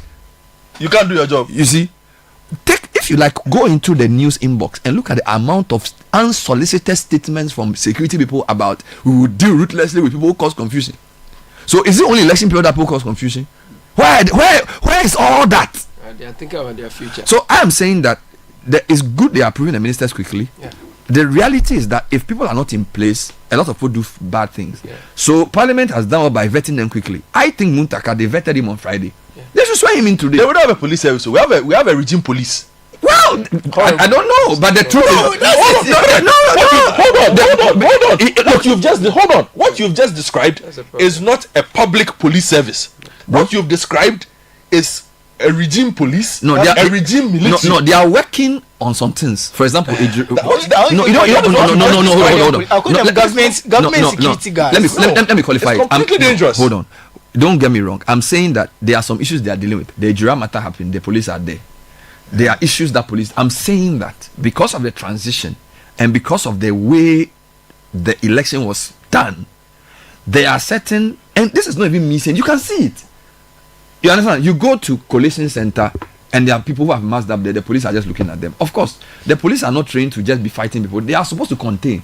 So they are using that containment approach. But we're seeing scores of supporters doing stuff. Look at Futu. Supporters went to burn a party office or something because they said somebody should be appointed. They went to burn the whole office. You get it? And I'm not sure there's been any serious arrest. And I'm saying that the police have inadvertently come up with some posture that when it comes to politically colored misbehavior, it's a separate category. This is not, they are not, I'm not saying this is what they've said, but this is what I see. Yeah. And it is clear. It is clear. Yeah. So it's not like, and I'm saying that why I'm not justifying it, I'm saying you can understand that. Oh yes. So what I'm saying is that let the Minister for Interior put his team in place and let him give, in his vetting, give some assurances. The vetting is a very important platform to even send a signal. When they asked him about the IGP, he said, look, it's not for me to say. Right? It's not for me. The man is not up to 60. It was a very good question he was asked. But even he is not sure. Even the Interior Minister nominee, who is one of the most experienced members of Parliament, cannot, what's the word I want to use? Cannot confidently say the IGP should stay. He says, let's wait and see. Just the guy is not 60. He hasn't committed any crime necessarily. But we cannot say if he should stay. Why? Because party supporters are looking for people who didn't help them to sack. Imagine that's the system. What happens if there is another group that says that, okay, we have also gathered here this day to support this person? Nobody cares. Which is why I'm saying that the vacuum, life abhors a vacuum. Put the new team in place. Look, once leadership speaks, look at this morning, Minister for Local Government, he's issued the first directive. Yeah. Minister for Agri, if you like, let the cabinet be filled. After 2 weeks, all this nonsense will stop. Because once there's somebody in charge, you see, this is the thing. When people see there's nobody in charge, they sense, why is there nobody in charge of the police? But that's worrying. The IGP is there. But that's nobody in charge of the police. The IGP is there, but he himself, I'm sure he's not sure. So the people won't work. They are using a different approach. They are containing. They are doing containment is so okay. You are because see this is the other thing. You also don't see. Let's assume there are 200 supporters who have come. I'm listening to you. You can deploy police to make sure they don't harm anybody. Yes, but that doesn't mean they should go and beat the people. Oh no. So what I'm saying is that sometimes you see the thing we say about police, which we appreciate, is that their presence alone can deter. Yes. Now, once the police they were present yesterday. Yeah, so you see they are there. I saw them. No, but you see the situations I've referred to the past week and today. It's not even just about these gatherings. It's just about EBC. They want to scatter from EC place. Yeah, and also just generally speaking, there's a lot of lawlessness around, And so the policy is to contain everything. I'm not communicating a police policy. I'm sharing my opinion on what I think. Yeah, which is why I'm saying that we need to do better. And the police will even talk to you to explain what's happening. It doesn't matter, but we can see and feel. Yeah. And we can see also in assemblies the same kind of thing. Same thing. Where there's a certain unwillingness to work whilst the transition takes place. And then we end up, here's the thing. We wake up and then we end up complaining that the economy is slow. This is this. Every time we complete an election, it takes the system almost a year to settle and function. Yeah. Because we've destroyed the permanency. You see, a British Prime Minister can be voted out by even their own cabinet.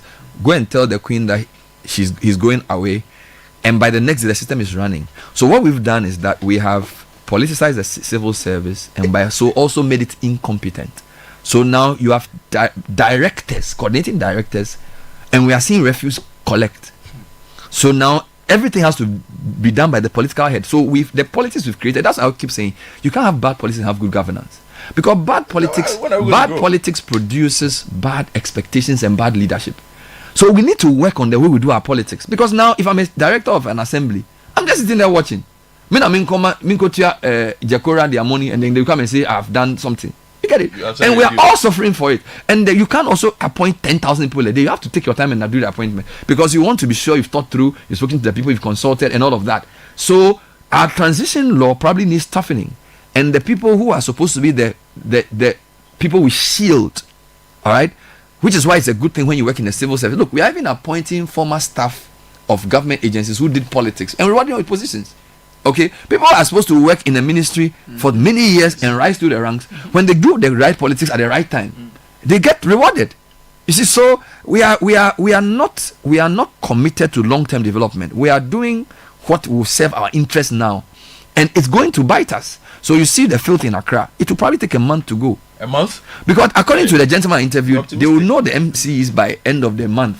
Or like in a couple of days. Hold on, when they are appointed, there will also be protests. And there will also be assemblies that have to be constituted. And there will be protests there will be protests there too. And the assemblies have to confirm them, if I remember correctly. Yeah, there are always protests there. So it's going to be another 1 month or something. But you see, I think on these two issues, Charlie, I think the issue with this GRA thing and all these people massing, we saw people protesting over the last year and a half, and the police were very quick to deal with it. And that's why it's upsetting, because those people were not even violent. But the police were ready to pick them up without hesitation. So why is it that you can't even sack them? Or not even say arrest them. You can't even move them away. They are afraid. That's the point you are making. They are like, afraid. you can't even we're not even asking for the same force. So even half the force, they can't do it. So, and honestly, it makes people lose trust in the police. Because if you see the police are, stop galamsey, we don't like this, we don't like that, the police are ready to, you are talking against the government, to arrest you.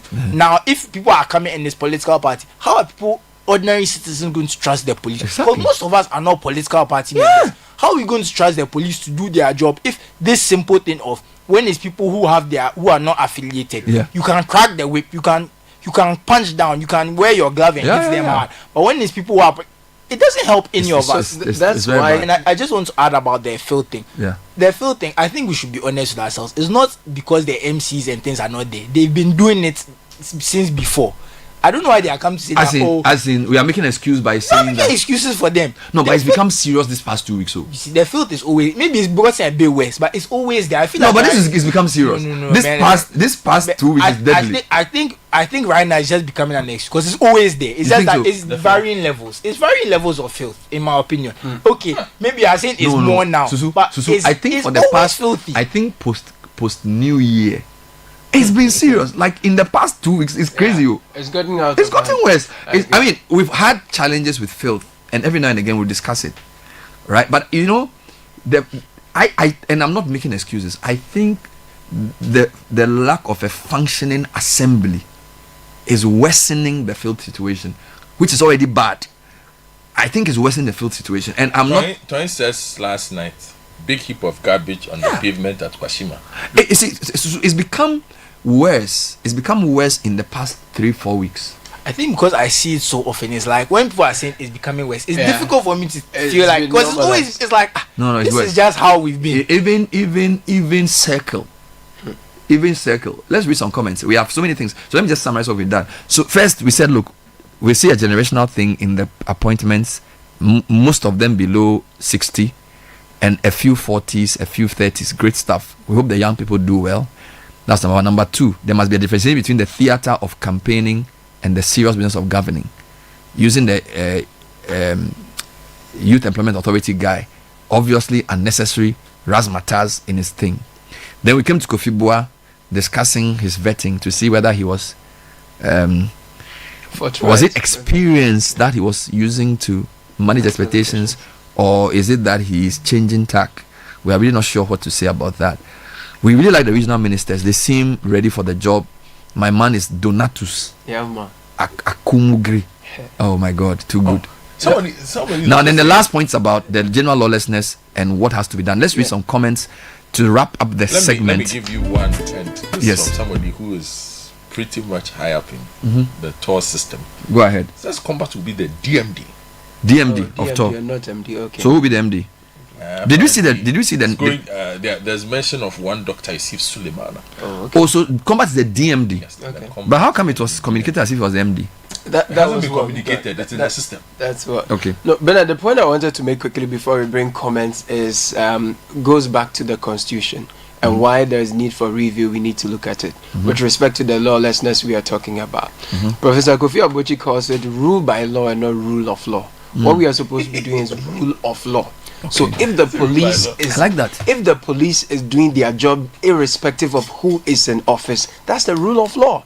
But now, you know, when you're in any position with the police, they say, oh, order from above is ruled by law. Who is in charge of the law? They use the law when it's used them to oppress. So now the law when they have to is apply being used based on who is on. So when we are not sure who is winning, or when we are not sure who is going to be where, things are left to chance. Let's read some But when there is rule of law, we go by the letter.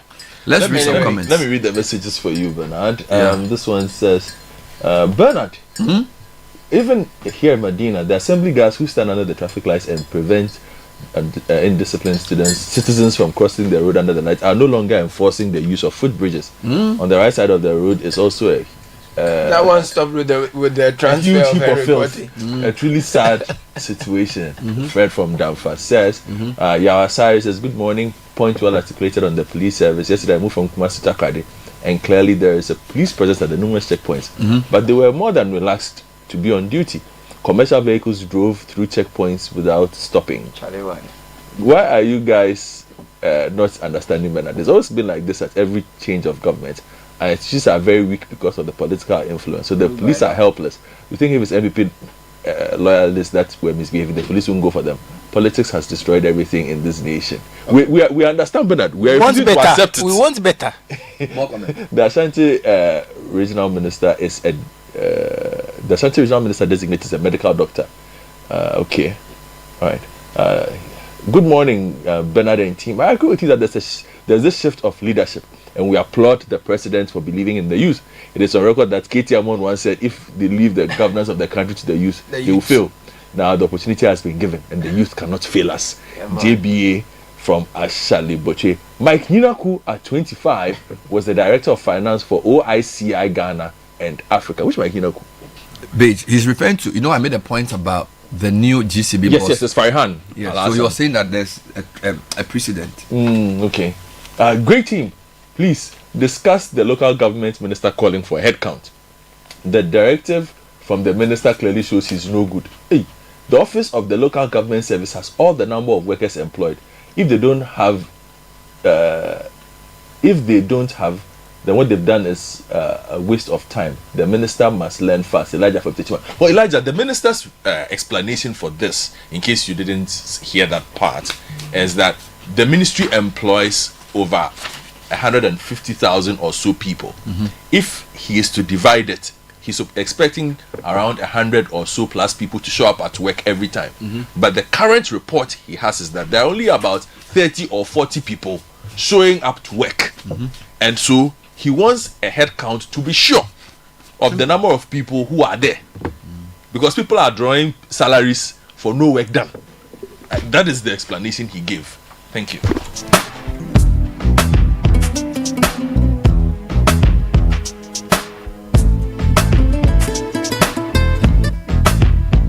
Well, I've seen a few messages on my phone as well. Read them when we come back.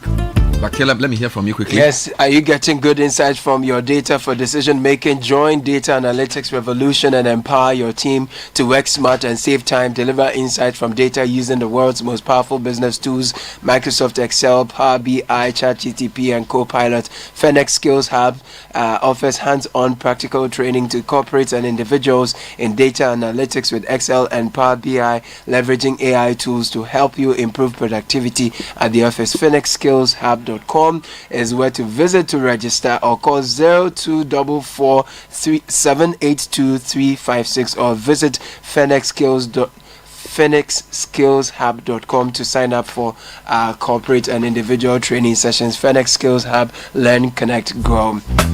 Happy New Year from Omni Basic Bank. We've got exciting news to start your year right. Our Chimoto branch has moved to a bigger and more convenient location. Same friendly faces, same amazing services, but better banking experience. You can now locate our Chimoto branch at 29J Kufuor Avenue, Achimota near New Plant. For further information, kindly call our 24-hour contact center 030 70 86 000 or 030-275-8555. Toll free number is 0800 100 790. Omni Basic Bank at your service. Are you ready to drive innovation and take the next step in your career? Apply for Ashesi University's master's programs, which combine world-class education with African relevance. Now, irrespective of your career aspirations, an Ashesi master's program equips you with the skills, ethics, and network to lead boldly. Applications are open for the 2025 cohorts. Learn more at ashesi.edu.gh. Africa's most influential business and political leaders will gather in Accra for the Africa Prosperity Dialogues and Project Afrique exhibition starting January 30 to February the 1st. Now, this is on the theme Delivering Africa's Single Market Through Infrastructure, Invest, Connect, Integrate. This summit will bring together heads of state and heads of government, business leaders and executives, social change makers and policy makers to shape the future of Africa's infrastructure and trade. Now, the Africa Prosperity Champions Award and the Presidential Gala dinner will take place on the 1st of February at Kempinski. To register, call 053-6098-325 or send an email to protocol@africaprosperity.network. When we come back, the German International School in Accra will be talking to us. They've been here since 1966. Can you imagine? I was speaking to some of the board members and the school leadership on some of the things they're up to in this season. Stay with us. This is the Citi Breakfast Show, the city's biggest conversation.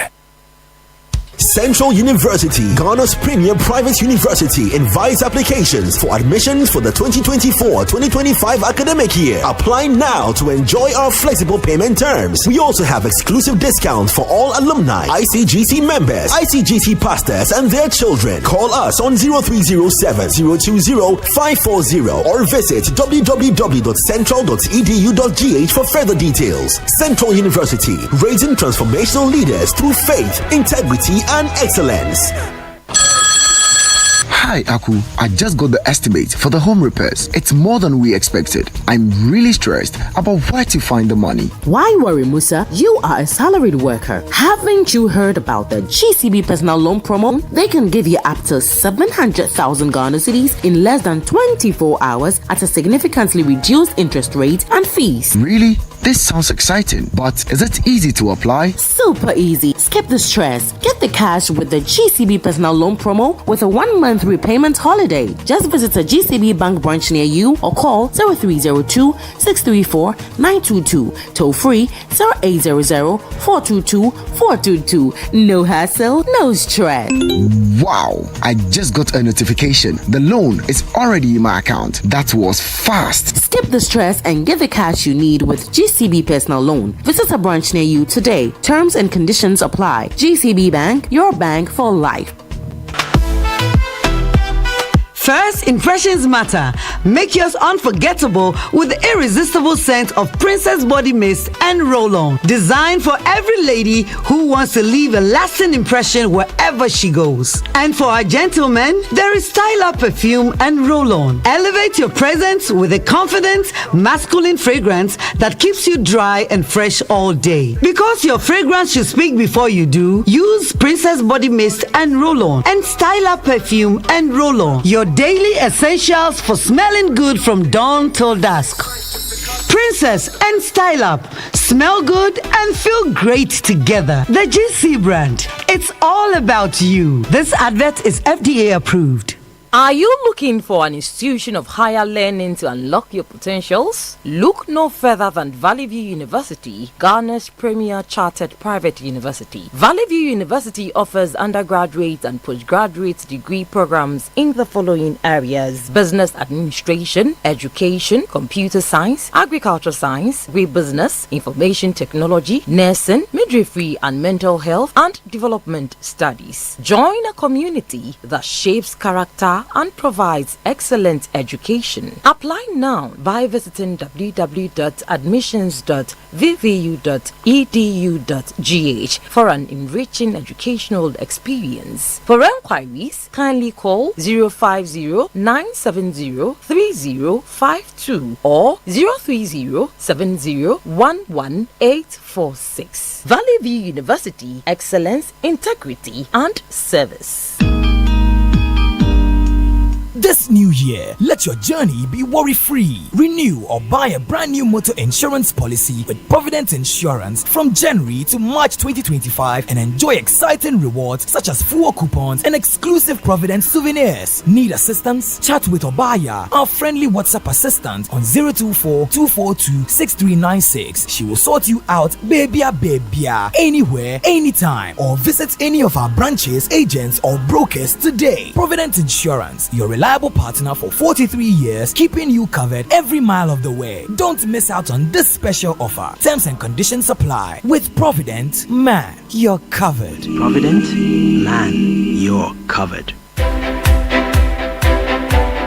Hey Accra, are you dreaming of studying abroad? It's time to make that dream a reality and take the first step. This February, IEF 2025 is coming to Accra. This is your opportunity to meet and connect with representatives from top international universities in the UK, USA, Canada, and other countries. Get expert advice on university applications, scholarships, visa policies, and all you need to study abroad with ease. Date, February 1st, 2025. Venue, Accra City Hotel. Time, 11 a.m. to 5 p.m. Register now at www.ief.ng to secure a spot.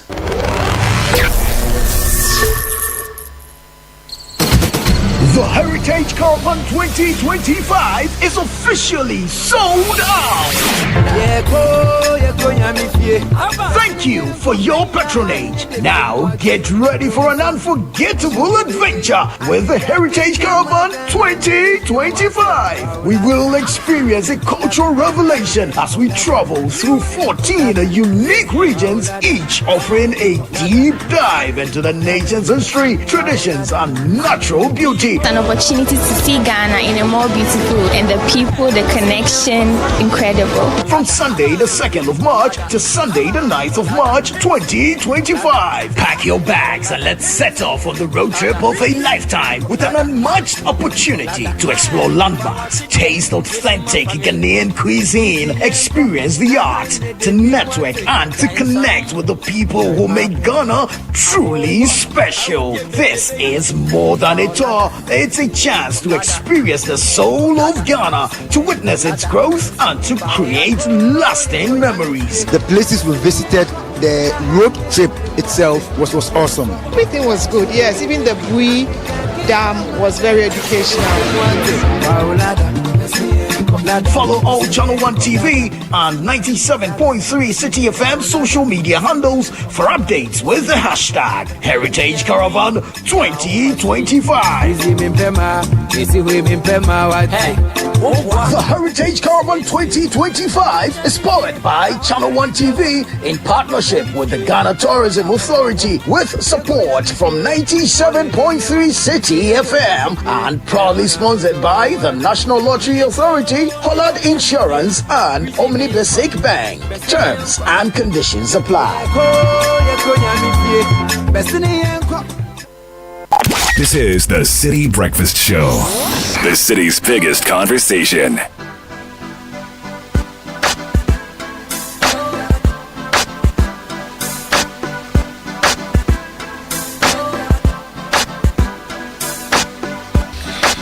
Financial freedom, peace of mind, smooth retirement planning are all nice phrases to hear, right? Well, at Old Mutual, they're not just phrases, they form the DNA of our very being.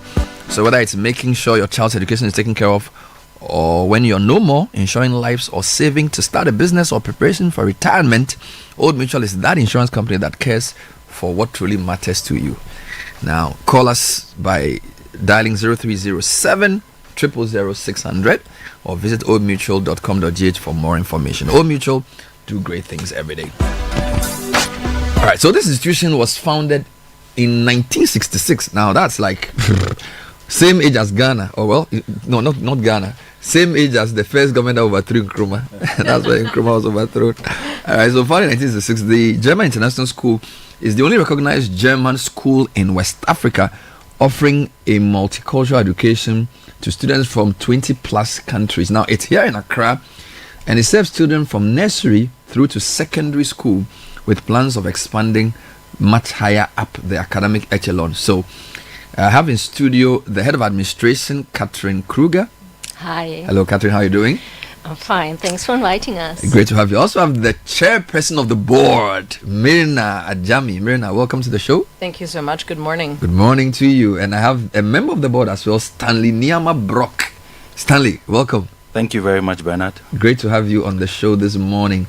Now, we'll talk about what the school is, what differentiates it from other schools, what makes bilingual education important, how they integrate the German system with the Cambridge, and whether they have a scholarship program or not, and how you can enroll your kids and all of that beautiful set of questions. So let me start with Myrna. So what sets GISA apart as the only recognized German school in this part of the world, and what advantages do students who attend your school gain over others? Thanks for the question. Let me start with the advantages. So there are several international schools here in Accra, but Giza, our school, is the only one that teaches bilingually in English and German. So all students who are going through the school system speak German at a proficient level. Wow. With this multilingual education, in obtaining a German diploma from our school, a significant advantage is that German diploma will allow these students to study for free at German universities. This is a unique advantage that Germany offers. Germany sees the importance of higher education, and those with a German high school degree are entitled to a free education at university in Germany. So that's the multilingual, the ability to go for free to German university. And obviously a third advantage is that a German diploma, university diploma, opens the door to jobs, a wide range of jobs with these skills. In addition to these clear educational and future job advantages, there are a range of social advantages as well. According to the German school system, there's also a great importance, in addition to the academic substance, on social interactions, and also encouraging creativity among students. So there's both this very, very strong academic advantages that opens the door to future opportunities, as well as taking care of students and children's social skills to prepare them for strong futures. Let me get a bit more on that from Stanley. So what makes bilingual education at GISA a unique advantage for students aiming to study particularly in German universities or beyond? Okay, thank you, Bernard. So, I mean, with the bilingual education, obviously, you know, you have the advantage of the German language. You get to learn in a multicultural setting. Okay. And, you know, for someone who is, you know, a Ghanaian, I mean, specifically from Osu, I mean, bringing up my kids, giving them that kind of education, which gives them, you know, a worldwide view, not only, you know, local. I think that basically sets them up, you know, to do well anywhere they choose to do, whether in Ghana or anywhere else. So your kids speak German? Yes, fluently. They speak English? They Absolutely. speak Ga? learning bit by bit. Oh my God.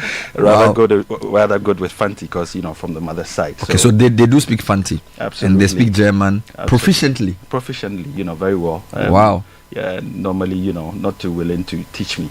But, yeah. And besides that, when we talk about Germany, we know it's manufacturing, it's technology. So a German education, of course, gives you that technical and engineering excellence. And of course, also you have that international exposure, like I spoke about, learning also within a multicultural setting. Let me come back to me now. You're talking about the fact that they are trained bilingually. Is the system also dual, i.e., is there a German educational system and Cambridge? What do you combine in the curriculum? So we're now merging the two curriculums. We know that the Cambridge curriculum is one of the most widespread curriculums offered in Ghana. Yes. So as a baseline, we offer that too. That's clear. But the advantage again and the complement is the German education system. And here there are numerous studies that for decades, the German educational system shows that it teaches science, reading, and math when students who go through German schools perform at a higher level than their peers in other. These are OECD studies that show that. So we see that science, English, and math. Sorry, in reading and reading and the reading element. The reading element, exactly. So it shows that you have both these technical skills that that Stanley noted that are important for the manufacturing, the real corporate, the technical jobs that are out there. But then also the reading again makes the link to the social skills that are taught as well in terms of the creativity and other types of jobs that the German system prepares children for. Now let's talk about whether there are scholarships available and what type of scholarships there are and what we need to know. Catherine, so talk to me about the GISA Excellence Scholarship Program. Sure. So at the moment we do have a special scholarship which we enroll for the brightest kids of Accra. So we are looking for the brightest kids, and that might be also kids where the parents can't really afford an international education. And we are especially looking for kids aged 8 to 13. And then we start with a German intense course, and the kids will then enroll in the normal school program at the beginning of the school year. Okay. So we have a quite tight deadline, so please, everybody, apply now. And there will be a small interview, yes, and then we start in March with the intense language course. And the advantage is you save up to 83% of the normal yearly school fees. Wow! So it depends on it depends on the grade the kid is in. The normal school fees will be then for this scholarship around 2,000 euros per year. Wow. Plus one-time admission fee of 200. What is the qualification criteria for the scholarship, and how can one apply for the scholarship? Okay, all the information are on our website on www.gis-accra.org. There is the application form. You need to send in also the cards of the last school years from your kid, personal information and financial information. So all is on the website. You can also contact us via email or telephone and ask all your questions you have. I'll take the email address before you go, but just to be clear, so this is from age 8 to 13. Yes. They need to bring their academic record from the previous school. So let's assume I was in grade 3 in a school. My previous year's full report. Do I take an exam? There is an exam or like a test. To test the proficiency. Absolutely. So when we are looking for the brightest mind, so basically we want you to bring from whichever school the child is in now, you bring the records. There will be some small, entrance exams to pick these people out. We also go through some social, assess some social skills and all that to ensure that, okay, these guys also will do well within the school. And then once, your child is good to go, so we are encouraging everybody who has very, very good kids. I mean, you're getting literally over 7,000 euros to 8,000 euros savings per year on school fees we are offering. So this is to make it really accessible to most working class people. How tough will it be for my 8-year-old who's been learning English for all his life to come into a system and in a couple of years?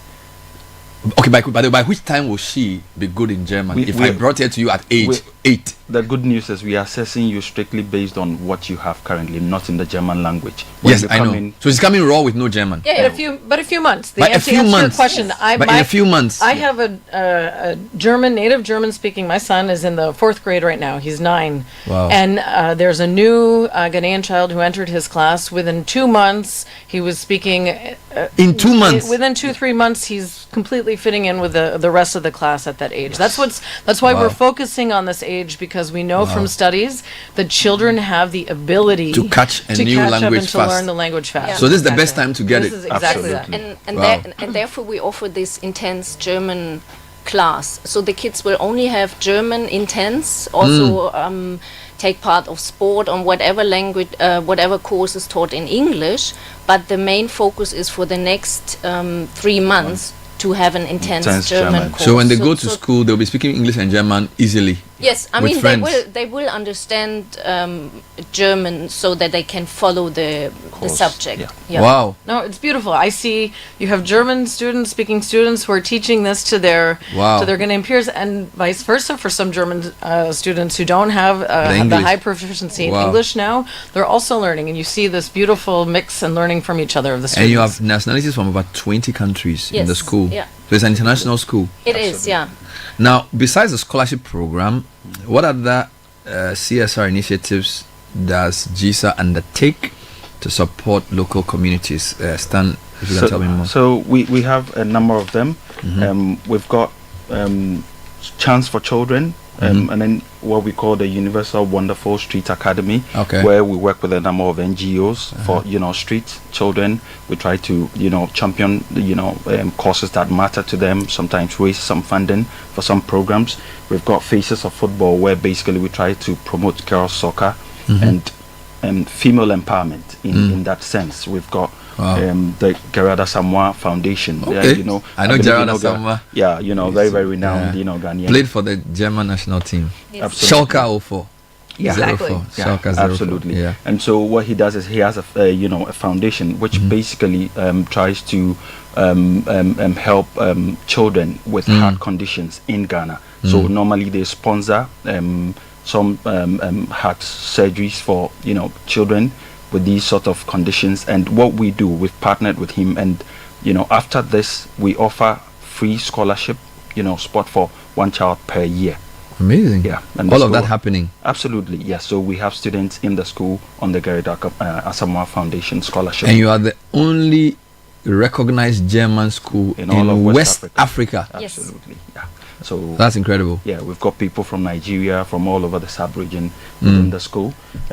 We've also got even besides all this, for most parents who might be listening out there, wondering, you can bring your child in through the regular scheme, even if not through the excellence scholarship, and based on your financial situation, it's possible to actually get a standard 40% scholarship off the regular fees. So do you intend to go into upper secondary, IB, and that kind of thing? Yes, that's exactly. Our school is growing right now, and that's one of the reasons why we want to give the opportunity to more Ghanaian students to grow with our school. Absolutely, we want Ghanaians to form the backbone of the school. So if I brought my ward to your school, they will get all the quality they get in a high-level Cambridge curriculum plus German. Exactly. Absolutely. Yes.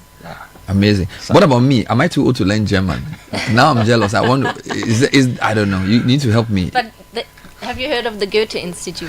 Oh, the Goethe Institute. Yes, we also partner with the Goethe Institute. You're partner with They offer German courses for adults. So for journalists like me who don't have that much skill. Absolutely. You can. I want you to go through your numbers again. So I remember it's www.gisa-accra. Is it org? No, it's www.gis-accra.org. You call it minus? or dash. Or hyphen. Yeah, whatever. I like mine. GIS-Accra.org equals what? So you can also find us on Instagram and Facebook. Yeah. Facebook is really easy. It's GISA Ghana. GISA Ghana. Yes, and Instagram, our handle is German underscore int underscore school underscore Accra. So German International School in Accra. Yes. Okay. And the telephone number is +233 20008 6805. 05. Yes, and you can also write us an email under administration at dis/accra.org. You need to just leave that with me. Yes. Somebody will call and ask. So I'll take a photo.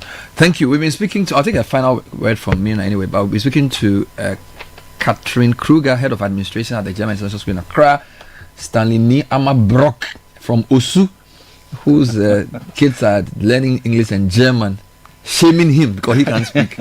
And Marina Ajami, chairperson of the board. You think this is really the way to go? You seem your son is in grade 4. Yes, Wow. and grade 7. Oh Lord! So you actually your kids are part of the system you're talking about. Absolutely. So it's not like you are just talking. Okay, so apply for scholarships. 83% discount on school fees. German intensive language course. You can get access to German universities through German exams. You can work at GIZ or BMZ or Frederick Herbert Stiftung. Ladies and gentlemen, thank you for being on the show. Thank you. Thank you so much for coming through. Thank you very much, Bernard. All Glad right. to be here. Always a pleasure.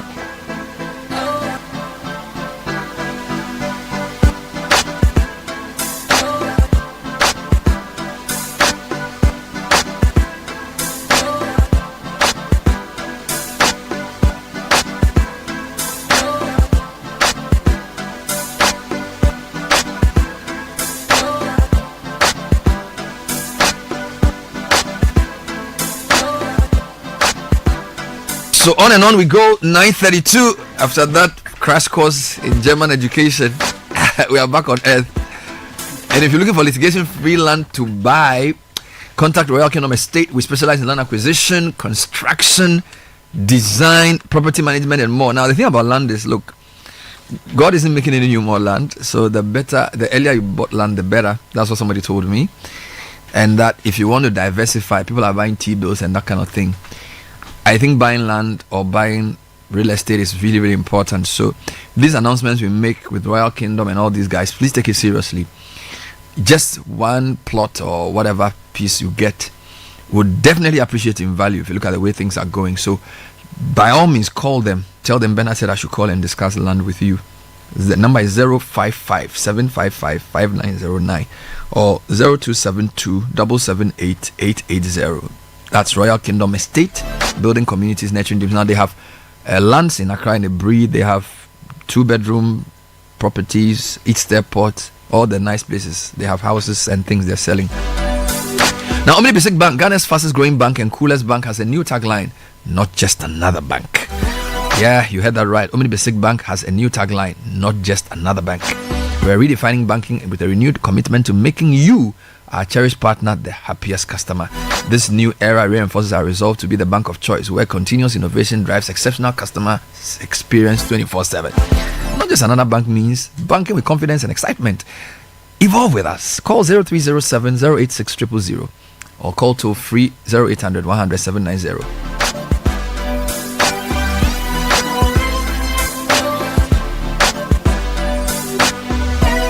All right, so we're going to quickly move into Effective Living series for today, and then we will cross over to vetting when it starts. Caleb, who are we talking to today? So we are talking to Nelson Amo. He's a business growth consultant, solid guy. What's he talking about? And he's talking about how to reset and revamp your MSME. Okay, so let's enjoy that one from now till the vetting. This is the Citi Breakfast Show, the city's biggest conversation.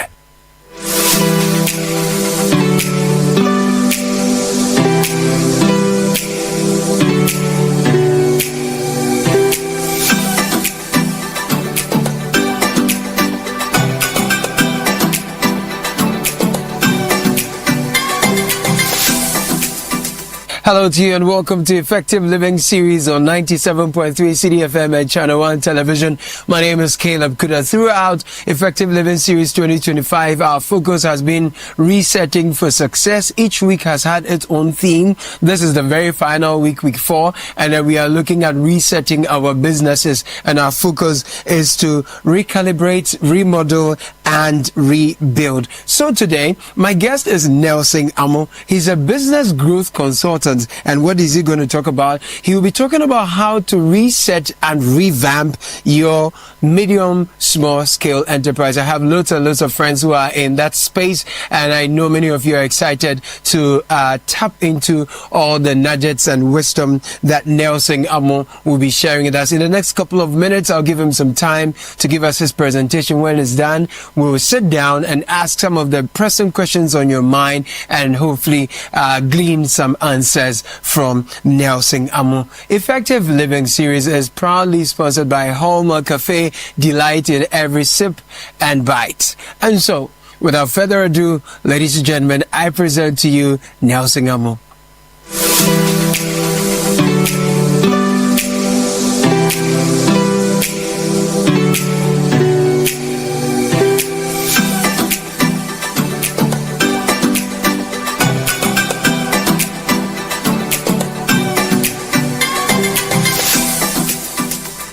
As MSMEs or businesses, there are times you would get caught in what is called the maze of business. You're basically moving in circles. You don't see the end of where you want to get to.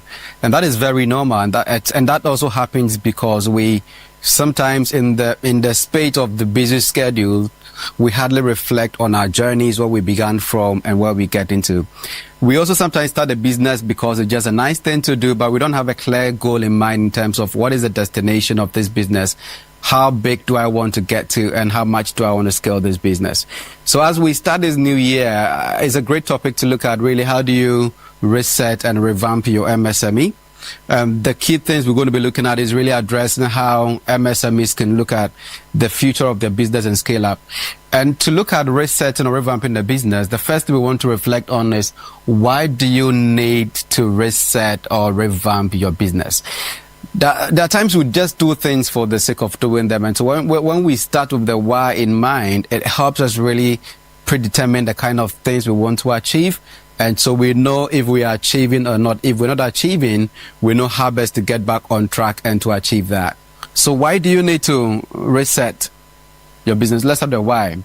And I have this story here, and I like storytelling. It says every morning in Africa, a gazelle wakes up. It knows it must run faster than the fastest lion, or it will be killed. Same way, a lion wakes up. It knows it must outrun the slowest gazelle, or it will starve to death. Once you're running a business in any place, in any country, it's important to understand the kind of terrain you're operating in and the need to keep moving, either moving faster or maintaining a very steady pace. But ultimately, you need to know what you are chasing or what is chasing you as a business. If you don't know what you are chasing or what is chasing you in terms of the competition and the market dynamics, you wouldn't even understand the need to really reset at any point in time and see where you are and where you want to get to.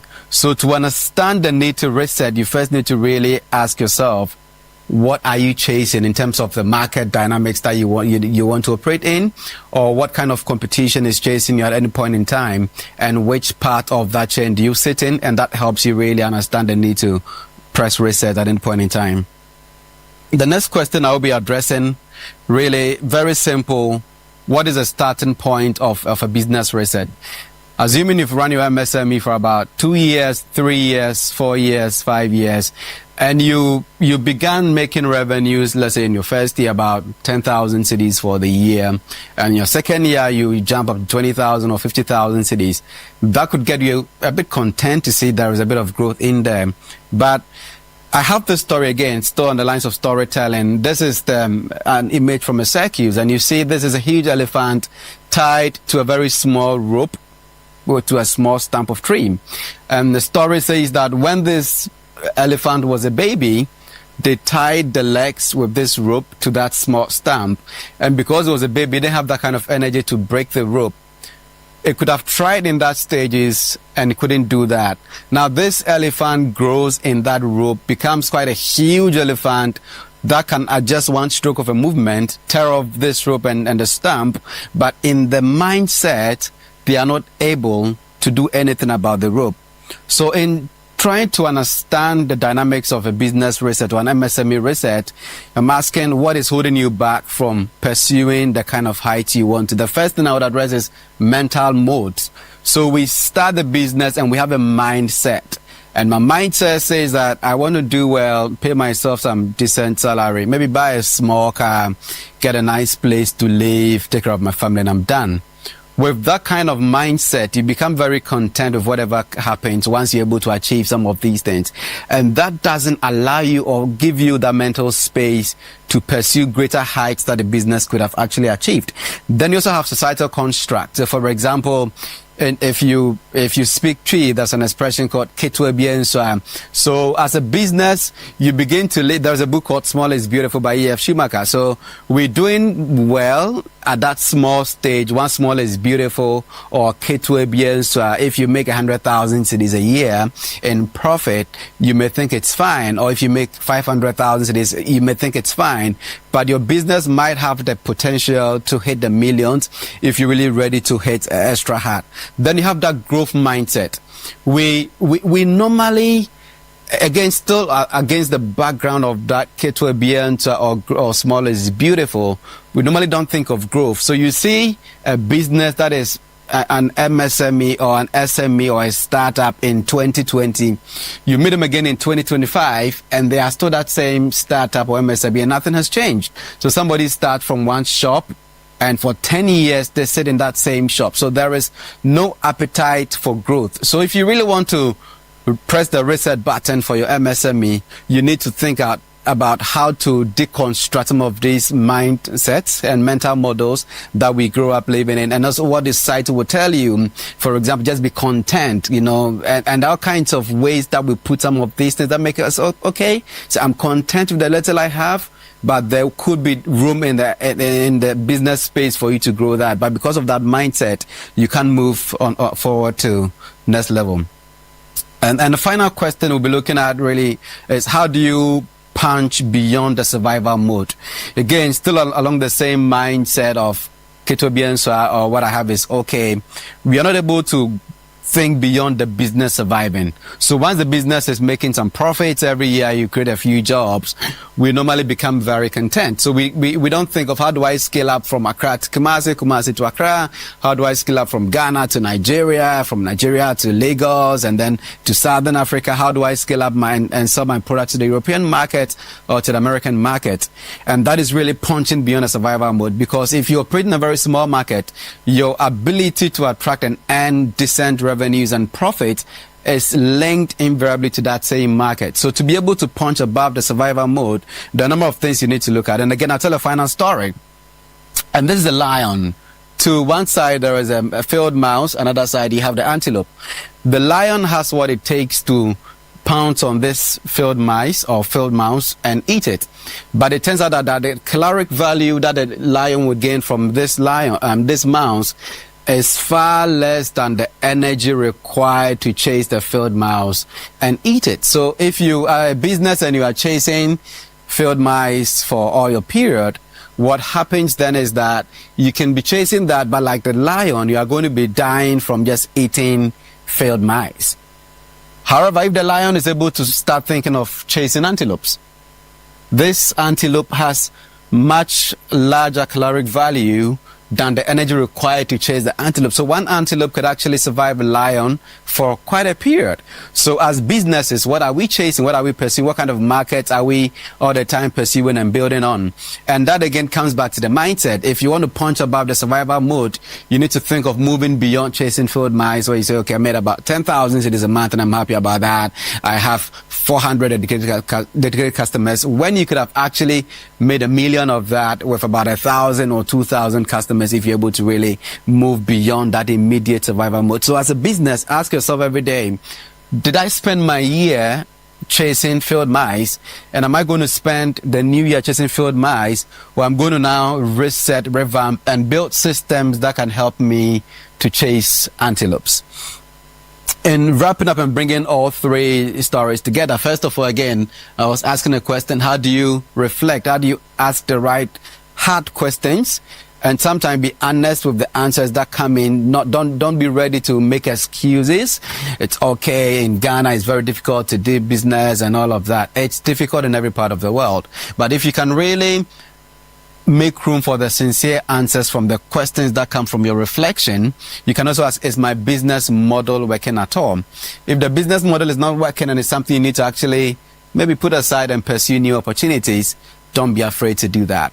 And once you reflect, you think of reset. What kind of mental models, what kind of mindsets do you have that you may need to break off from to be able to pursue newer heights as a business? And again, some of the challenges that we have mentally in our economy would be an early sense of arrival, and sometimes we celebrate mediocrity too early in the day. So somebody does something small and they get all the accolades and all the awards, and once that happens, mentally you basically feel you've arrived. And at a point you get into what is called a ceiling of complexity, where it's almost assumed that no Ghanaian MSME can go beyond this stage. But if you're able to really think beyond some of these constructs, you might be able to finally punch beyond the survival mode and pursue newer markets, newer strategies, newer customers, newer business models that can help you as a business to move from one point to a significantly higher point than where you started from. So that is basically about resetting and revamping your MSME.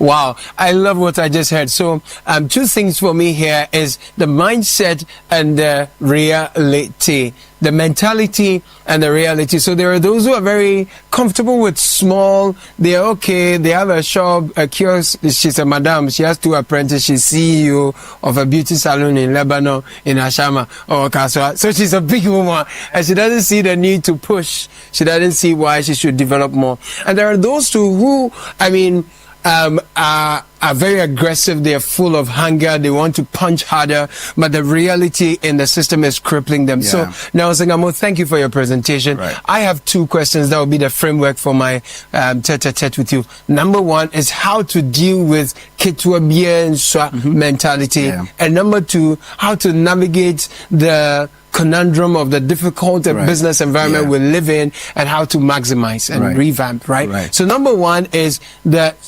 kakra kind of mentality, you know. Yes. So before I get that, I'll give a third category of these MSMEs or entrepreneurs. So the very small one, like the madam of the took, and then there's others who are really trying to scale, and then in the middle you have those who now call themselves serial entrepreneurs. They have started just about 2-3 years or 1 year, but they start with like 5 ideas because they really want to do it big, and they start with A, B, C, D at the same time. No, it's a Jumura. That's somebody's title, right? Apologies. So they start with idea A, idea B, idea C. True. And they all struggle because they scratch thinly, and sometimes you scavenge. Right. You try to build one, it makes a little money, and you put it in one, and then this dies. So that's another category of businesses who also fail to, and that's another mindset we need to address, because we think that the more businesses you launch, it could be true, but these things are done in stages and in phases. If I say in stage 1, for the next 3 years, I'm going to build this business, and then when it's really good and stable, I could now move into that and move into that, rather than right from the beginning, and they put on their LinkedIn titles serial entrepreneur. Okay. And none of these businesses are doing well. Oh, Charlie. They can't show any profit. And they start also becoming award-winning entrepreneurs. Then they become talkpreneurs. And that is killing so a lot of the businesses. So first is that small mindset. How do you support that one business, maybe one restaurant, to think beyond what they are doing, to say, I could actually scale up even where I am. Right. If every day people come in by 9 a.m. and my food is finished, can I now increase my capacity to supply more? Right. Or can I extend a restaurant? Or can I do deliveries? Or can I begin to think of a franchise model and understand how it works, such that you don't get cheated out of your business? Okay. And then you have those who are really trying to do well, but there are stumbling blocks really meeting them every step of the way. Again, business growth has to be strategized and planned. Okay. If growth is not well planned, you crash on arrival. Wow. So for example, if I need money in February and I start looking for the money in January, it is most likely that by February you won't make that money. True. So if I do a forecast that tells me that I need the money in June, what do I need to start doing now? Right. That can to prepare help me get closer to that target. so that by May, June, I could be landing the money. Right. And again, money has a voice. If I'm talking to a banker or an investor for money, he's asking questions. Can I see what you've done in the past? Can I see some traction? Can I see some financial records? Right. A lot of our businesses really don't see the relevance of that. So they think that when it's time to raise money, just find a consultant, put some documents together and go to them. But once you don't have these transactions records in place, you knock on every bank, you knock on any investment fund, and they'll turn you down. Right. So people are genuinely looking to do things, but the how do I go about? And again, some of this may come at a cost. So to build systems, build a bookkeeping system, it's an investment you need to make. Right. But he's thinking, that money can do this for me. And so we keep on doing the same things, expecting to get different results. Right. Until you introduce a new element into the business, your passion may get disappointed because nobody wants to listen to you. So the first thing I'm getting from this is, invest in systems that will hold you down. You need to build systems. So that if you are the one who is thinking of, I need to grow, don't just jump. Invest in systems that will help you track your finances, because at the end of the day, if you're looking for any investor, they need to see what you have done so far. Money has a voice, as you put it. Exactly. I want to deal really with my friends who have the small... for want of a better kitty. I don't want to use the first one, but the kitty idea. How do we break free from that small mentality? Kitty, if you had something else, it becomes like you see what I'm saying? And you use another animal. I'm being very careful here. And that's talk about animal in a circus. Hello, viewers. It's business time. It's not politics. So again, there is the need for a lot of exposure. And when I say exposure, it doesn't mean you have to buy a ticket to travel sometimes. Sometimes if you are in restaurant business, you need to just read about what is happening in this industry. Okay. What are others doing to scale up? And there, again, this is spread that says, that's right. There was an entrepreneur I met in 2016. He came to us for investment and he was talking about trying to build this brand. And then I asked him, who is your competitor? And the guy says, so far it's only small tabletop. And I'm like, so I just picked, I had a product like that in my fridge. So I picked and I showed it to him. Yeah. Do you know this is Ghanaian? This is on the Ghanaian market. And I mentioned the name of the company that was doing, and he had no clue. Wow. You know, so if you are on that small scale and you want to scale up, you need to really, first of all, appreciate what is happening in your industry, appreciate the trends, the dynamics, what is the market moving towards. Sometimes the market might be moving from something. So that means if you are moving to that idea, you won't have any market. You're going to be crashing because the market is moving from there. If the market is gravitating towards something, how do you get towards that particular angle? Right. And how do you create a new market even for yourself? So for example, I have this, and I'm doing my restaurant, again, simple business restaurant in... You like food, well, I don't eat that much. From my body control. That's a very simple thing you're saying. I like food, don't worry. You like food, okay. I forgot about that. So you have this small business, tabletop business, which you can just scale from cantonments, let's say, to just also simple market. Yes. Or you can start selling. How do I even use digital channels to really reach out to new markets?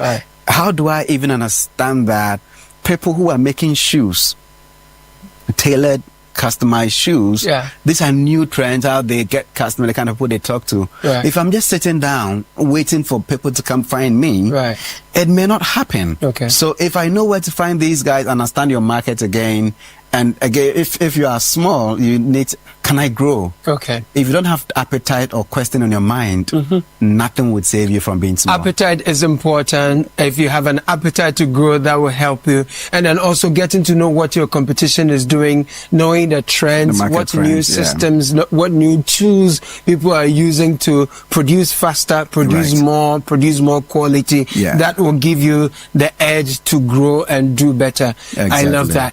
But there is the reality that many as MSMEs have to face with respect to supply of raw materials, with respect to access to markets, with respect to capital, and sometimes the very dynamic nature of these modern day customers. You never can seem to please them. How do you deal with the reality part of revamping your MSME? That's my next question for Nelson Amo after this break. Stay with us.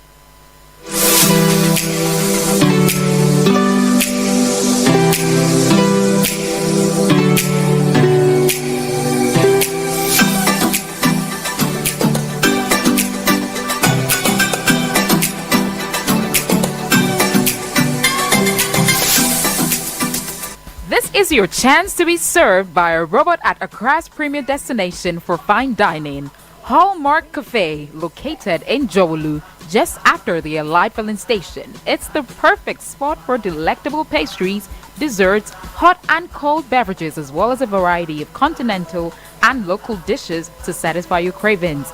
Enjoy convenient staff lunch services, expert kitchen management, and outdoor event hosting. Here, simply press a button and your waitress will be at your table in no time. Visit Hallmark Cafe today and experience the future of fine dining. Call us now at 053-7344-095 to make your reservation. Hallmark Cafe. Delight in every sip and...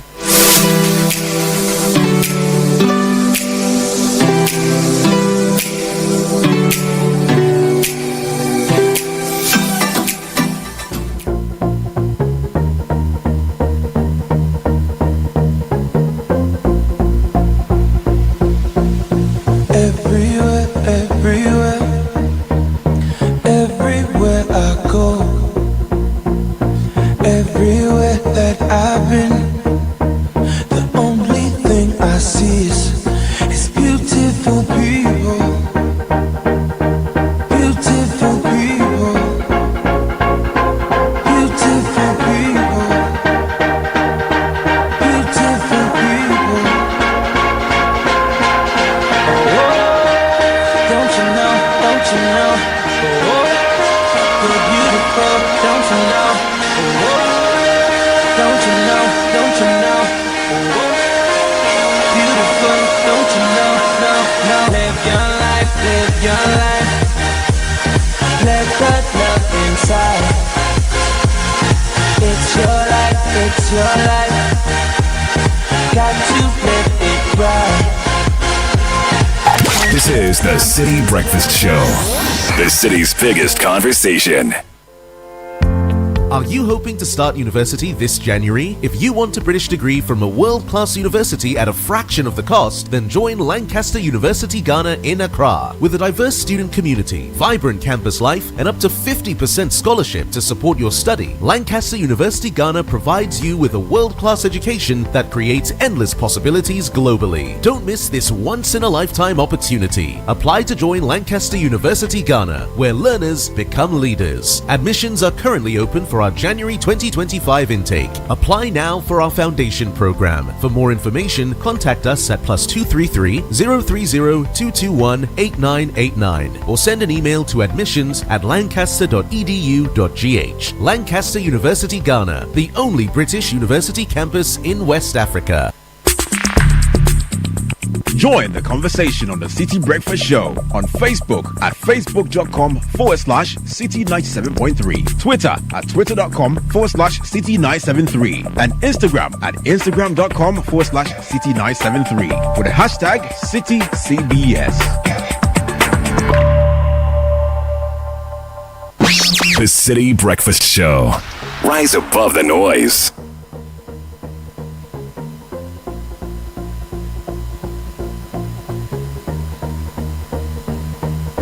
And that's all we have time for.